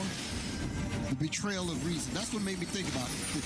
We were looking at the betraying comfort. That's what made me sing into this here. Go back to the key interpretation. Bring that out again. You found her. Come Come on. Betrayal of reason. Fear causes us to betray our own capacity for logic. It is a betraying because it feels safer in the moment to panic than to face reality with reason. With reason. Come on. The deception of comfort. The comfort of reason is that it provides a structured, often difficult solution to problems. Abandoning it for emotional comfort, ignoring the problem, giving into despair is a betrayal of our inner strength. So that goes back to what the scripture said. Betraying comfort, we abandon reasoning, we abandon really working out the problem to come up with a proper solution. You understand that? All right, what's next after this here? We're going to get to finish that up. We're going to get into the reasoning. I just tapped into that. The phrase betraying comfort, read that. The phrase betraying comfort that reasoning offereth is a direct quote from the Wisdom of Solomon, chapter 17 and verse 12. That's what we just read. Come on. In the Apocrypha, which states, for fear is nothing else but a betraying of the succors which reason offers. This passage suggests that irrational fear, always excessive fear, does what? Causes people to abandon the logical. It causes us to abandon what works. Causes us to abandon what's logical. Causes what? Causes people to what? Abandon the logical, calm, and reasonable solutions that are available to them. The solutions that are already around us. Let me show you what I mean. Let me explain that. Virtue? In IUIC, we had to look, like I said, we got problems all throughout the nation. Even like I was talking about alcoholism. These are problems. Adultery, these are problems. Fornication, these are problems. Right? Some people got mental sicknesses. Be crazy. You know, got little things going on. We need psychologists. Yeah, we need people to know how to deal with people with these problems. I want you to note what it said at the bottom of that part. It said, and reasonable solutions. Read that part again. I'm going to eat your head off. This passage suggests that irrational fear or excessive fear causes people to abandon the logical, calm, and reasonable solutions. Reasonable solutions that are available. Have some of the best spacing. So you don't have to go out into the sky. You think it'd be ranged top play? It's available. One tricks. So really good spacing usually. When I was making the point that we have so many different situations, problems, people got all kinds of stuff. We decided to canvass the congregation. That's what the stewardship program was all about. We canvassed to find out who knew what, who was skilled in this area, who was skilled in that area. You feel me? Your own way and created a whole. Captain Kim Wetland said, we've been working on this thing for years. You understand what I'm saying? So we find all of these elements because they're what? Right around us. We didn't have to go out into the world to get it. We got professionals right here. That's one way fresh. We got people that understand these things right here now. The thing is for us to organize so many of your all of these things. Just watch it. That's not the cheap way of looking at it. That took work. It took work. Every school did. I don't think I can get y'all did it. I'm going to try. I'm sure there was a representative here that went through and asked who knew what skill, what talent, such and such. Once we found all of that, we put them into the pie chart, what we call the pie chart. The founder that we had X amount of doctors, we had X amount of lawyers, we had X amount of paralegals, doctors, nurses, engineers, electricians, building specialists. We found all of that out. That's not selling out. That's organizing the very things that it just said. Reasonable solutions that are available right around you. Wave control this season. I saw a lot of people who have been like, cheater recall, every game. You understand? Like getting on the bandwagon. And people see how we move. There's they sold out. No, we are using the intelligence that God gave us. A mind is a terrible thing to waste. Don't think that the knowledge is up here. All of y'all have that ability to think. You just got to get out of the rut of doubting yourself. Y'all understand what I'm saying? Okay. Give me the next piece. The next thing there, the Bible. In the Bible. Read. In the Bible, succor means to run to the rescue, provide relief, or offer assistance during a time of extreme distress. So we run to the comfort of a deceiving comfort to get away from the real work of what I just explained when we put these together. For an example. You understand? We could have just said we can't do it. Let me just go get a bottle. You understand what I'm saying? But no, we recognize that the talents are all around us.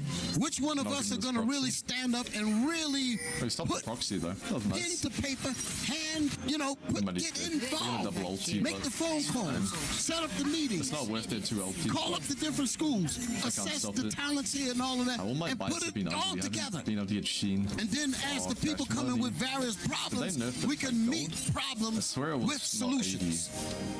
Like Hope and Healing, that is a perfect example. Like the doula program, that is a perfect example. Real people are getting real help because there was an organizational effort that was made, and we were not afraid to challenge what was right there that we was able to make things happen. You understand what I'm saying? It's not, are you a Rail King or presenting? It's always someone with like a job. Or that's someone that goes to uni. Look at the year of Yasser top. I think Masters is fair. No, I don't need score. I kind of touched that already. Jump down to reasoning. You're right there. I missed. Right there. Now, remember the letter. Go back to the letter again. You saw the part where it says teach them how to zoom in on that part if you can. Just find that part so they can see it. Wait for my W. Third paragraph. You must teach them how to find that part. Could you highlight it? I don't even have to hit the E on. Yes, right there. Can y'all see it, everybody? So the colonizers, and you got colonizers right there in our neighborhood. You understand? Your store owners, the people that don't give a damn about you, sell you bad bread, sour milk, all that kind of stuff. They don't care nothing about us. You know that. Go check W. These same people have a disdain for our very existence. What a battle. So it says what? Teach students to read and not to reason. So there's a big difference between reading and reasoning. No, we get ready to find out what reasoning actually means. Go to the thing here. The next piece. Come on. Reasoning is the cognitive process of using existing knowledge, facts, and logic to draw conclusions, make decisions, or solve problems. Do you hear me talking a lot? Do y'all get this? You hear me talking a lot about looking about all this stuff. Colonizers don't want us to have this ability. It's not about. Don't want us to be able to organize, to be able to gather and put and categorize there is a good chance departments, categorize. This is a bad because you got to in half a second. I think this game will be really hard if I groups and different things to help. And that's a hard skill to learn. That's why you just sit there and in various situations. If I do a bad TP, they don't want us to be able to do that. Y'all understand what I'm saying? Read that again. Reasoning is the cognitive. So the Leopold said, teach them how to read, but don't teach them how to reason. Why? Because reasoning is the cognitive process. The process, which is a process, involves work. Cognitive, mind, mental work in sitting down and organizing, bringing things together and assessing where I need to put this, where I need to put that. That's the work that you would do as a manager, as an organizer, as you're looking to build and set things up. Cognitive process. My team on slot number 1 of using existing knowledge, of using existing talent, not going outside. Existing talent. Call up the schools, find out who knows what, find out this, find out that, and organize them into groups. Or hands. And let that group be available for when our brothers and sisters need certain things. We got it. It's here. So we blocked them. Using existing knowledge, existing facts, and logic to draw conclusions. What is the conclusions that we're drawing? Sister so-and-so need help with this. Brother so-and-so need help with that. Drawing the conclusion meaning that if I can line the people that need with the services provided, the conclusion is that there's problem is solved. Just in case he jumps to the thing and flashes out. Y'all hear what I'm saying? To draw conclusions, to make decisions, and solve problems. I don't really want to die. Read the rest of it. It bridges the gap between raw information. It bridges the gap between raw information. What reasoning does, reasoning bridges the gap between raw information. Raw information is you got all of this talent in the body. I see you, Tara. Dragon. Don't W me, please. Read that again. It bridges. Thank you. Yes, sir. It bridges the gap between raw information and rational action, allowing you to move from one idea to a related idea.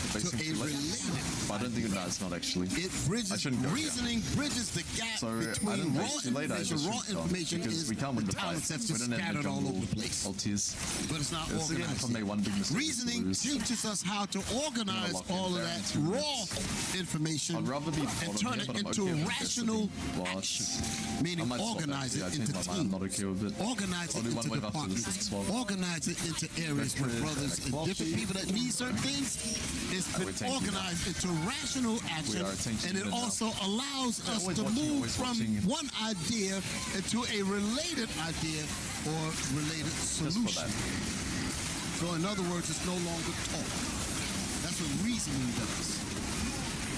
If you want to get out of captivity, there's a way to get out of captivity. You have to reason. Look at the things right around us that help us get out of these things. We got the Bible. That's how you should have TPing. Being good at TPing is there's elements in this medicine cabinet to help us get to where we need to get. Knowing the fight has a high chance. We have to do like that. I didn't know 100% of fight would happen, but it was very likely. Let's see what's next. Due to the body language of both teams, right? So I'm not like super quick on the TP. I'm just like somebody read this. Watching once this guy goes in, when Vi ulties or Leona ulties or whatever. Read this here. This next step. When that happens, because of our inability to reason. And I've already pre-planned. I'm going to go with this minion or this ward or something like that. Take the actual. Tara, see us, buddy? Come on. Can you do that? Or I have to take a picture of it? No, he's not inting. Back to the bot. Just hang on. Hang on. Right. Bear with me. Everybody's with me so far? Sisters, y'all understand? Everybody's good? Yeah. Okay. I know. You're looking at me. Yeah, no, I'm rolling. I'm about to give it. What? What's stopping? This will be volume 1. My E2 hit Leona. I got to. This got to be continued. We're not gonna let you bring it. No, he said I was at the halfway mark. Okay, but I'm still you gotta rolling. get it all out now. No, man, shoot. He ain't going to the book of our fathers. He's gonna stay right here in Miami. They're already fanning and all that. All right. Okay. All right. Okay. Come on, bring it out. Because I was able to get it. This is it. Yes, sir. Bring it out. Because of this inability to reason. Because of this inability to reason, we explain what reasoning is, correct, brothers? Sisters?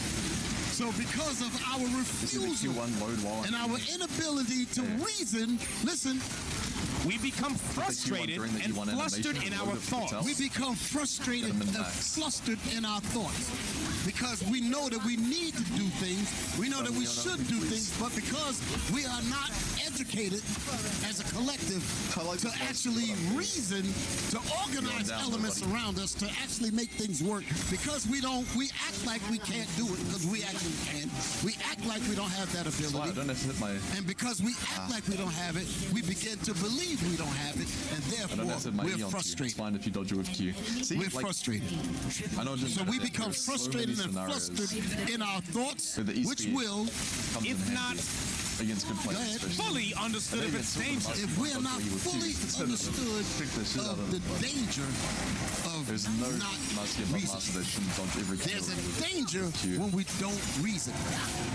And that can be the we cannot leave that alone. That's the reason why Leopold said, don't teach them how to reason, because if they learn how to reason, we're in trouble. You can teach them how to read all day long, but if they ever get to understanding what reasoning actually means, we got trouble. Even little things like that. So it's a danger in not understanding anticipating what your opponent wants to do. Okay, if we don't fully, it says, which will make us afraid of pointing the finger square at the problem. It makes, when we are afraid to reason, it makes us avoid dealing with reality. Here's a perfect example. Read the next piece. For example, this is a person who's afraid of reasoning. But I hate and they use fear to come away from reason. What did it say? Camille Vi into Jack. The fear of acknowledging boldly of the Black Christ the savior of the Holy Bible, and proclaiming clearly that there is no white Christ. That is a fact. But it's a big part of your life. It matters in a lot of skirmishes, wave control, tower hitting, weightlifting, everything. This is an example. This is an example. I mean, I knew it was a you will go to your church. Self-counter pick, but it's fine. Some of us got family members still in the church, and you tell them, say, listen, open up the Bible and read that Christ is black. They themselves will be like, even though they're sick, get that Bible away from me. Don't show me that book. You're into that black radical stuff. That's not saying that it's kind of crazy. But I said, look, stupid. It's written. You might get mad. You said, but it's written. Why is it that you're afraid to say it? You understand? And then they'll lie. They say, color don't matter. What I got written up under this? Come on, keep reading. Because of this fear, we seek a false and betraying comfort, or a cognitive dissonance that normalizes a sedative type of behavior that leaves us comfortably numb in our non-productivity and ineffective real problem solving. In other words, we psychologically distance ourselves from such reasoning. We say the color of Christ doesn't matter. Reasoning that would, if actually applied, would cause us to lay out the elements of our immediate existence and envision a solution to our problems. But instead, we look for excuses to be docile. We look for alcohol and getting drunk. In his flesh. Y'all get that?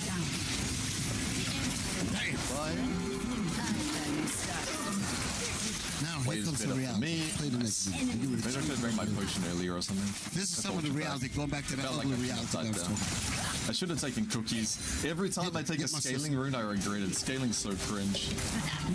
Like cookies is not even close. Oh shit. The Kindle buff, you see? I mean, I had to eat that so we didn't get They sentenced Julian Malema to 5 years in prison yesterday. And the organization that brought the charges was AfriForum. Now, let me tell you who AfriForum is. AfriForum is an organization made up primarily of Afrikaners.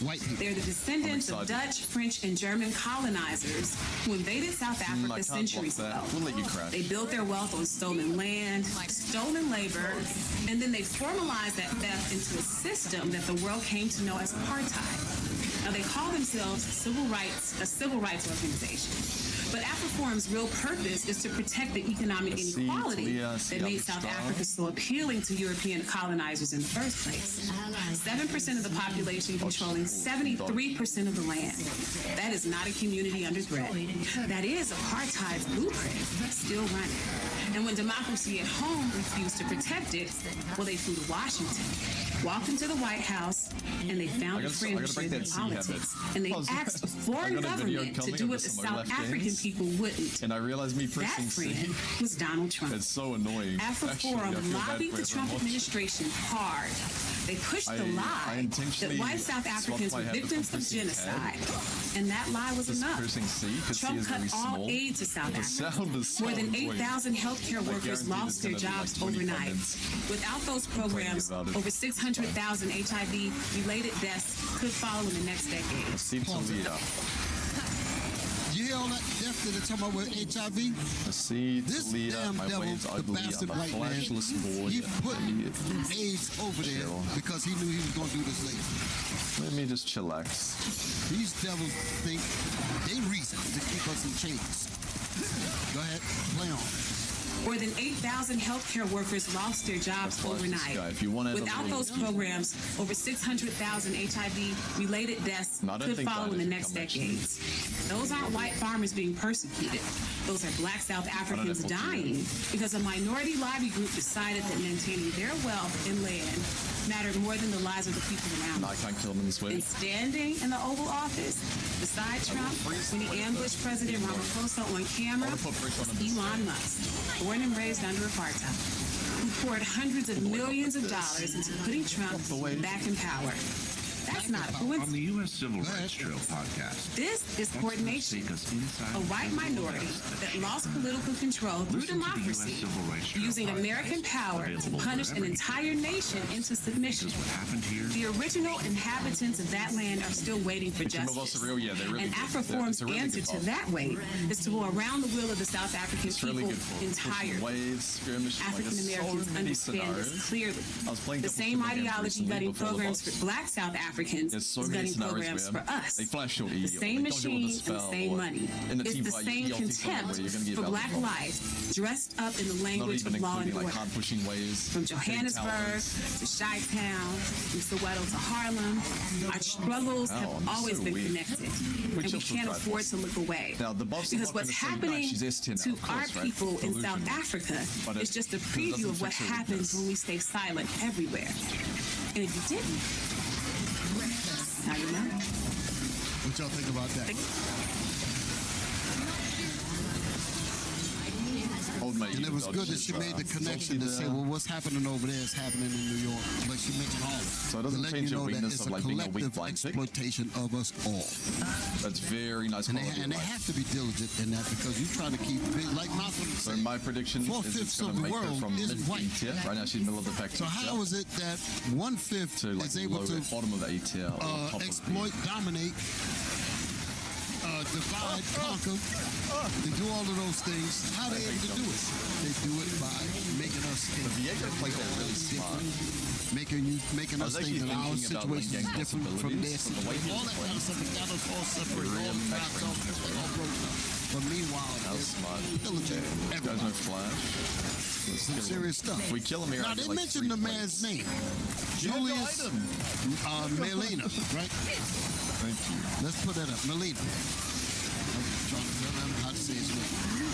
Y'all remember? Y'all might not remember who this person is. This is the one. I don't know if anybody remember the videos that came out years ago. He was saying, "Kill the boy."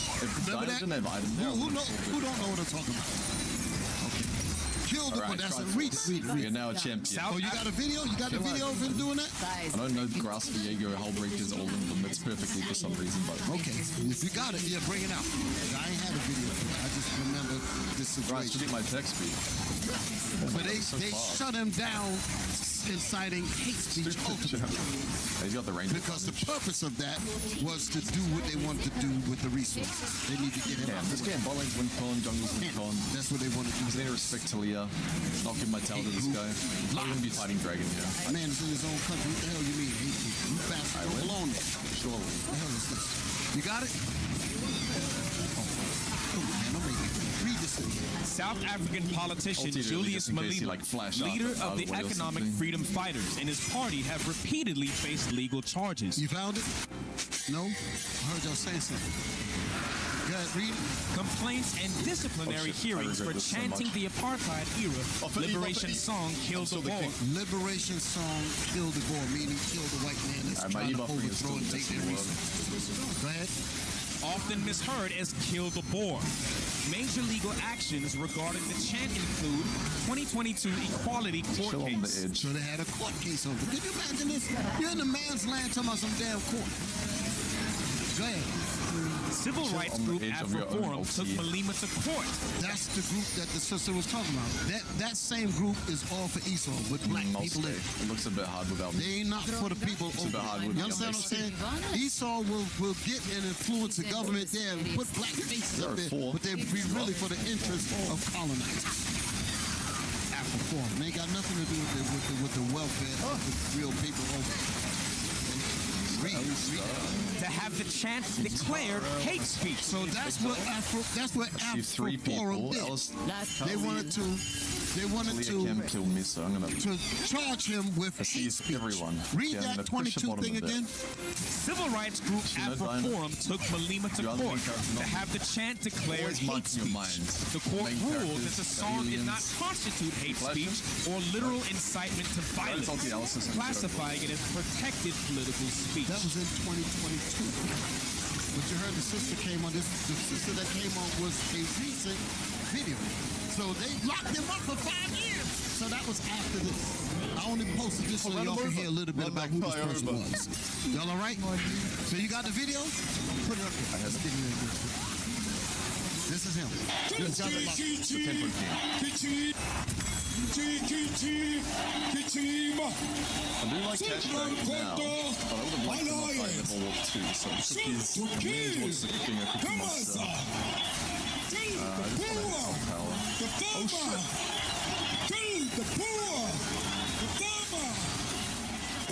I don't need it. need to kill Diego. Yeah, but they didn't like that at all. But they first had to leave it alone. But then they said, we got to get him out of there because we need Africa's resources. The fadeaway. So we got to get him out of there.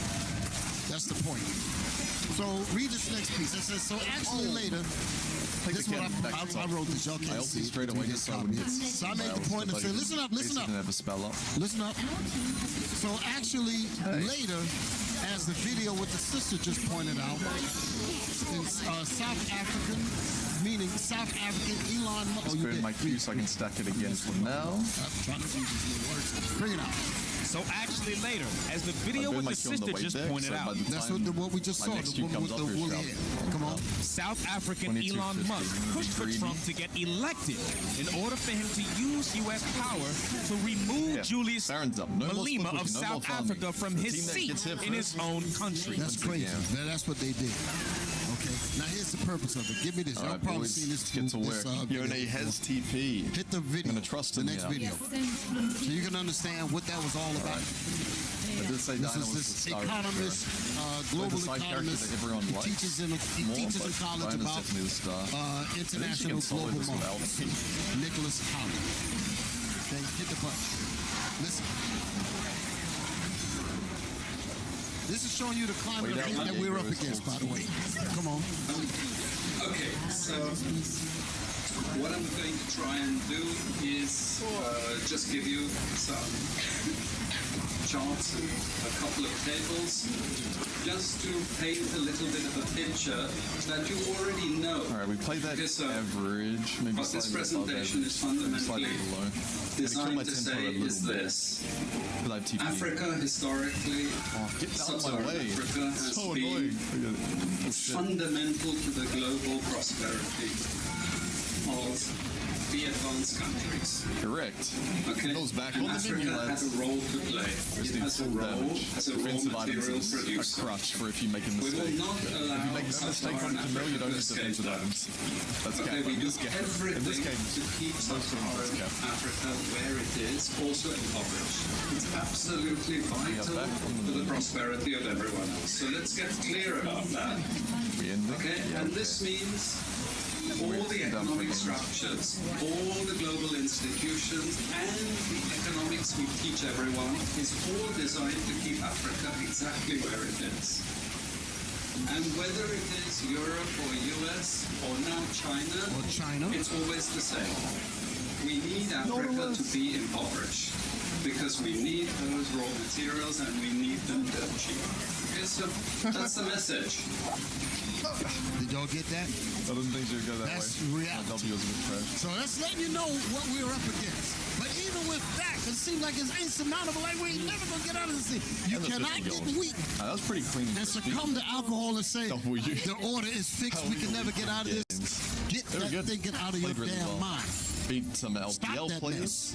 I miss LPL top playing it. We got God behind us, and with God behind us, there is no doubt. And that's how we got to think. And then the next even game if they, like I say often, y'all know there's, on them too. You know, I don't like to keep saying this, but there's bullets out there with our names their comp is so good. You understand what I'm saying? Their comp actually looks like an LCK copy paste, and we've got Brand. If it be the will of the Lord, they'll use it. We have a bit of a laugh. You understand? But that's not going to stop this. That's not going to stop this. That's not going to stop me. When it happens, if it does, Lord willing, I want to die in this. So I can come back and hang my enemies. I have a more scaling setup. My jungler's going down. He's got Ignite. So I'm just going to play more so for farm. I want to get priority though. So we're going to hit the wave straight away. Bring the next I want to take a trade on him instantly before he stacks his grasp. So because we feel trapped in so many psychological problems and we feel we can never solve them, we resort to the bottle. We resort to the bottle. Get back on that alcohol thing. We resort to the bottle. Come on. Alcohol. We resort to alcohol. Drugs. We resort to drugs. Promiscuity. We resort to promiscuity. Prostitution. Domestic violence.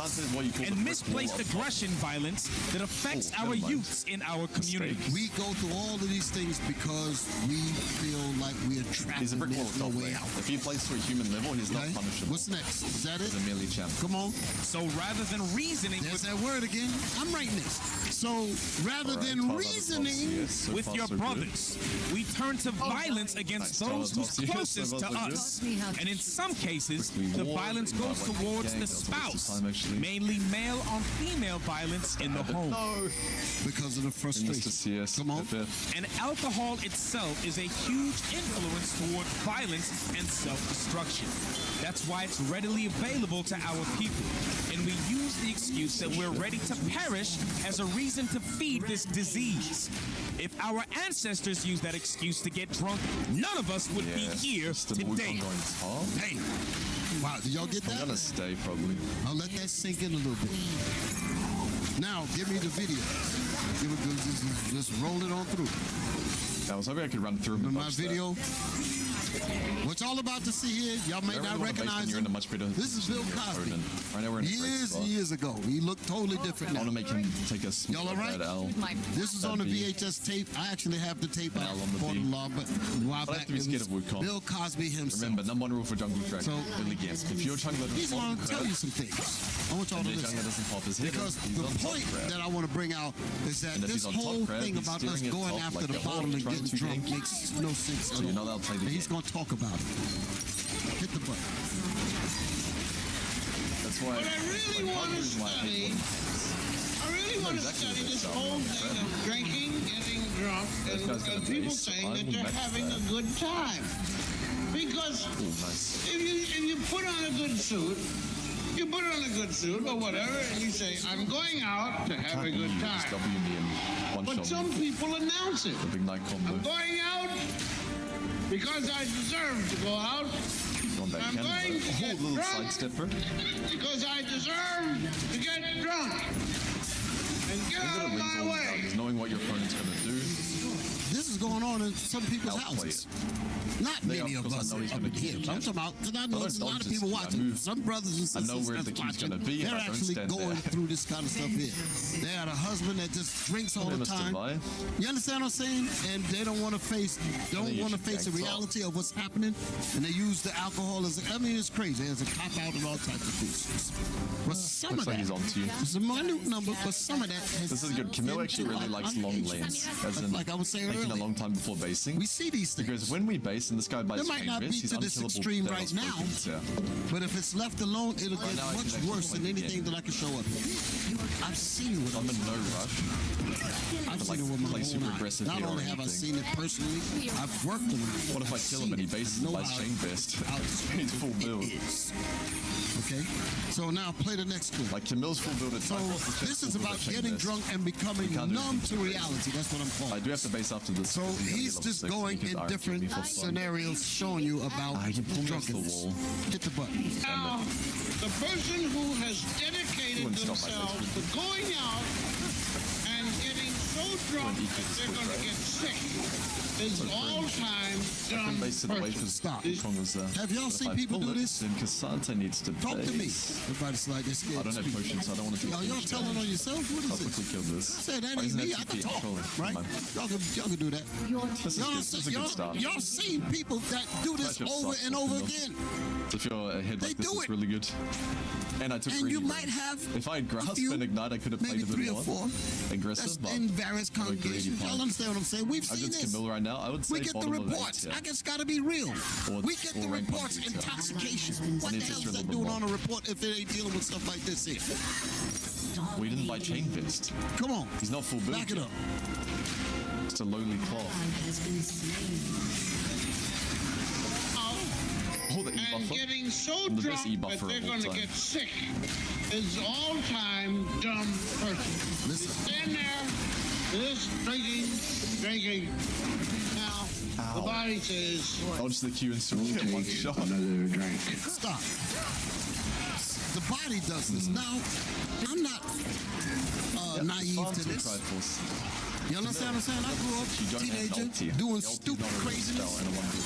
So all you do is chill out, some damn cheap ass wine and crap. We did Mad Dog 2020.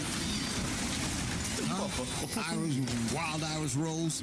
Dumb and stupid. I'm just the buffering. Shoe polish, kiwi. That's all that is.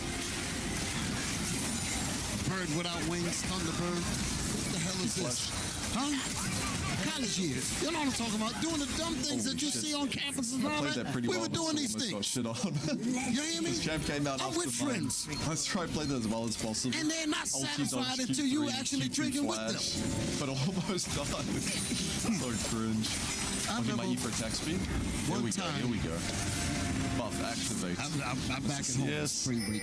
See, we can hard push away from here now. And I'm hanging out with my cousins. Last patch. That's actually a big. And I came home. Against good players, you're put in that situation quite a lot, to be honest. My mother said something. So I don't want to take the weight. And it's get off it. It's a scripture in the Bible, but I've never. Let me ask y'all a question. Read, get the scripture. Habakkuk 2:15. Now we know. Just try to keep. So I gotta say this because the alcohol lawyers have entered into the room already. They're ready to cut me down. That ain't talking about alcohol. They'll say that. You understand? Because it's using alcohol as a metaphor, so to speak, to talk about idolatry and other things in this chapter. Not a big difference, but better than nothing. Everybody's with me. But the words are there. Read it. Habakkuk chapter 2 and verse 15. Woe unto him that giveth his neighbor drink, that puttest thy bottle to him, and makest him drunken also, that thou mayest look on their nakedness. Dang. What does that mean? I want somebody to come to the microphone. Tell me what that means. I just tell you. I'll stay one more. He's going to want to come away really soon. There we go.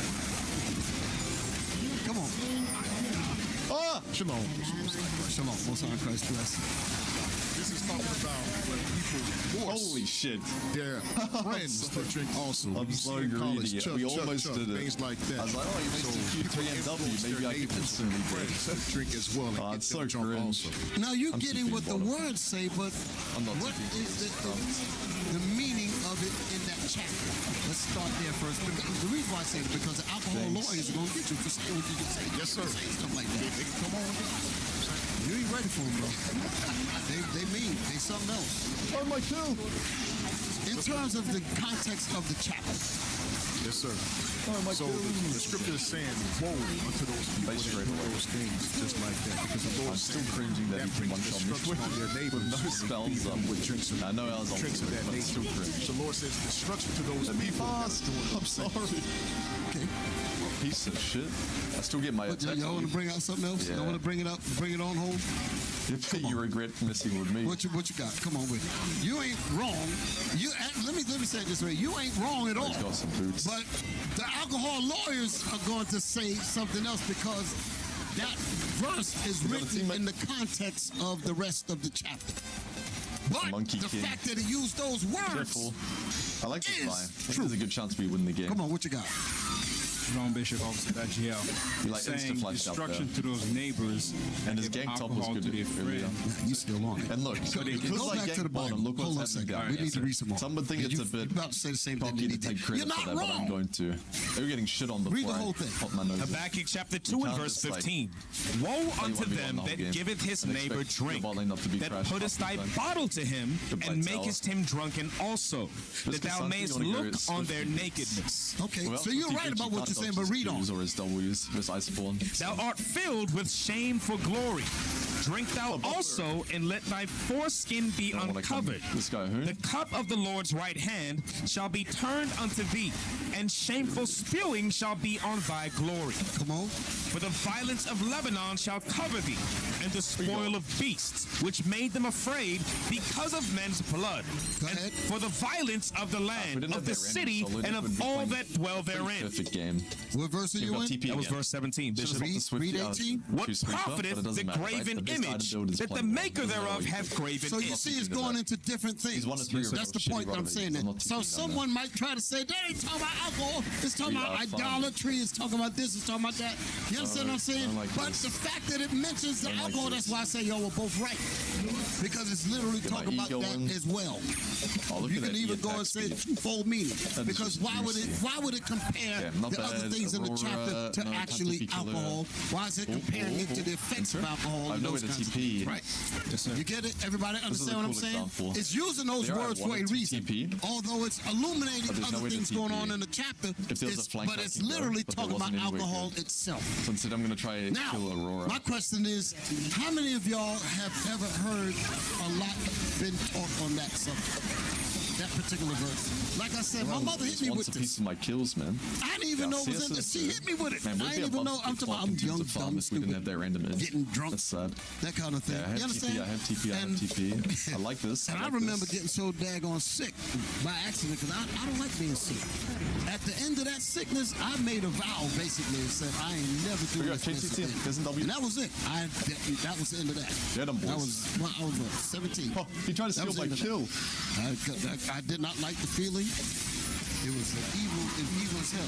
I'm laying on the bed, the room spinning. Actually, here go my cousin. He says, yo, you want the room to stop spinning? Put one foot off the bed and on the floor. Like that's gonna stop the room from spinning. Man, it's like somebody put a string on the room. It was like, vroom, vroom, vroom. Man, I was like, oh God, all that hollering. Well, it was crazy as hell. I said, I don't like myself being like this. That was it. Can I? I don't like that feeling. I promise. The hell with you friends. Y'all continue to do that. That was into that. But anyway, my question is, for sure. That particular verse game would be Guardian Angel. It's funny that I'm going to say this. Boosting by because I know we went over it. I'm not going to say I don't think I beat you on nobody taught it. Unfortunately, we teach it. Without ulti. Can we say that it's illuminated in situations of alcohol abuse? I think I should on you. I mean, we see that, but have we really been hearing that? No. It's not. Yeah, I it's don't have not TP. really I don't have TP. there. I don't want to get Baron here. And I'm gonna tell you what. I'm gonna tell you what I mean by that. Grouping here. I'm gonna jump out of sequence. Hey, brothers. Yeah, oh yeah. Jump down. As a matter of fact, it was the next thing. Get the screenshots. Look at this. I want y'all to look at this here. Look at what y'all about to see. I'm going to just go through these things. Because some people ask, do we actually do videos on alcoholism? And people might not say yes. Listen to me. No matter how small the problem is among us, it is still a bad problem. A game-winning or game-losing fight around Baron in the next minute. Videos like this should be getting hundreds of thousands of views. Being dead is a big problem. You understand? And it ain't. I was looking at one with Captain Palu, different people. I've seen one video that has been out damn near a year and it did not reach past 1,100 views. That's crazy. You understand what I'm saying? But yet, is alcohol a problem? Hell, I need a shadow here. Imagine I win bottom and lose Baron. Nexus. This was, and now, this is screenshots, but you can actually go to these videos and view them. Alcoholism, neuropathy. The next one is alcohol, the cup of confusion. 15 minutes with the captain. Another one is overcoming drunkenness. This is what we've been teaching. The hardly no views. The blast card. Daily bread. Alcoholism. Go to the next slide. You can see, I'm looking it up. IUIC videos on alcoholism. Here's another one. Alcohol addiction. I guess willful, I don't know what the rest of it says. I didn't click it. I just screenshotted it. Another one, alcoholism, neuropathy. The next one is, what's it, drinking and drunk. Drinking to get drunk. 1 week ban. Another one, this is Captain Palu, the one on the bottom. Alcohol, I'm the best buffer of all time. Here's more. Give me the next slide. Me out there. Alcohol, so we got the video. I'm the best at buffering. But if you click onto these videos, you don't see the view count that it should be because this subject of alcohol has destroyed thousands and millions of homes. I'm not doing that. Waste of time. You understand what I'm saying? Would be a bit of buy, because we tend to deal in a quote-unquote alcoholic culture. But their comp is still way better than ours. We just so it's still scary. It's more they still have sociable, fighting comp. and it's We're not good really when it's sociable. A lot of these fights But we don't. We have to know that there's lines he actually made the game social and the game winning play in the span of 60 seconds. And oftentimes that line he gets got blurred. caught in Gay Baron, but then stole the Baron. What a where beast. sisters are drunk, brothers are drunk here and there, and then reports come up. So it is a problem. That's my point. Y'all hear me? Can't move. I'm almost done. Such a broken spell. See, the fight has to be a top I want to add on to something. Over the because we know alcohol is a big issue, right? I don't think we. So if it's a big issue, that means okay, what's it should next, be a Dragon? big Baron 2 minutes. Yeah, we need Baron in the game here. So I will go GA. Look, the picture. It's going to be a big team fight soon. That's Elixir up. Because Bishop was bringing out if I didn't make that one day, I'd say and it's something that's not spoken about a lot. So I want to show you the economic effects that it has on the U.S. economy. Can you click on that? I mean, read that.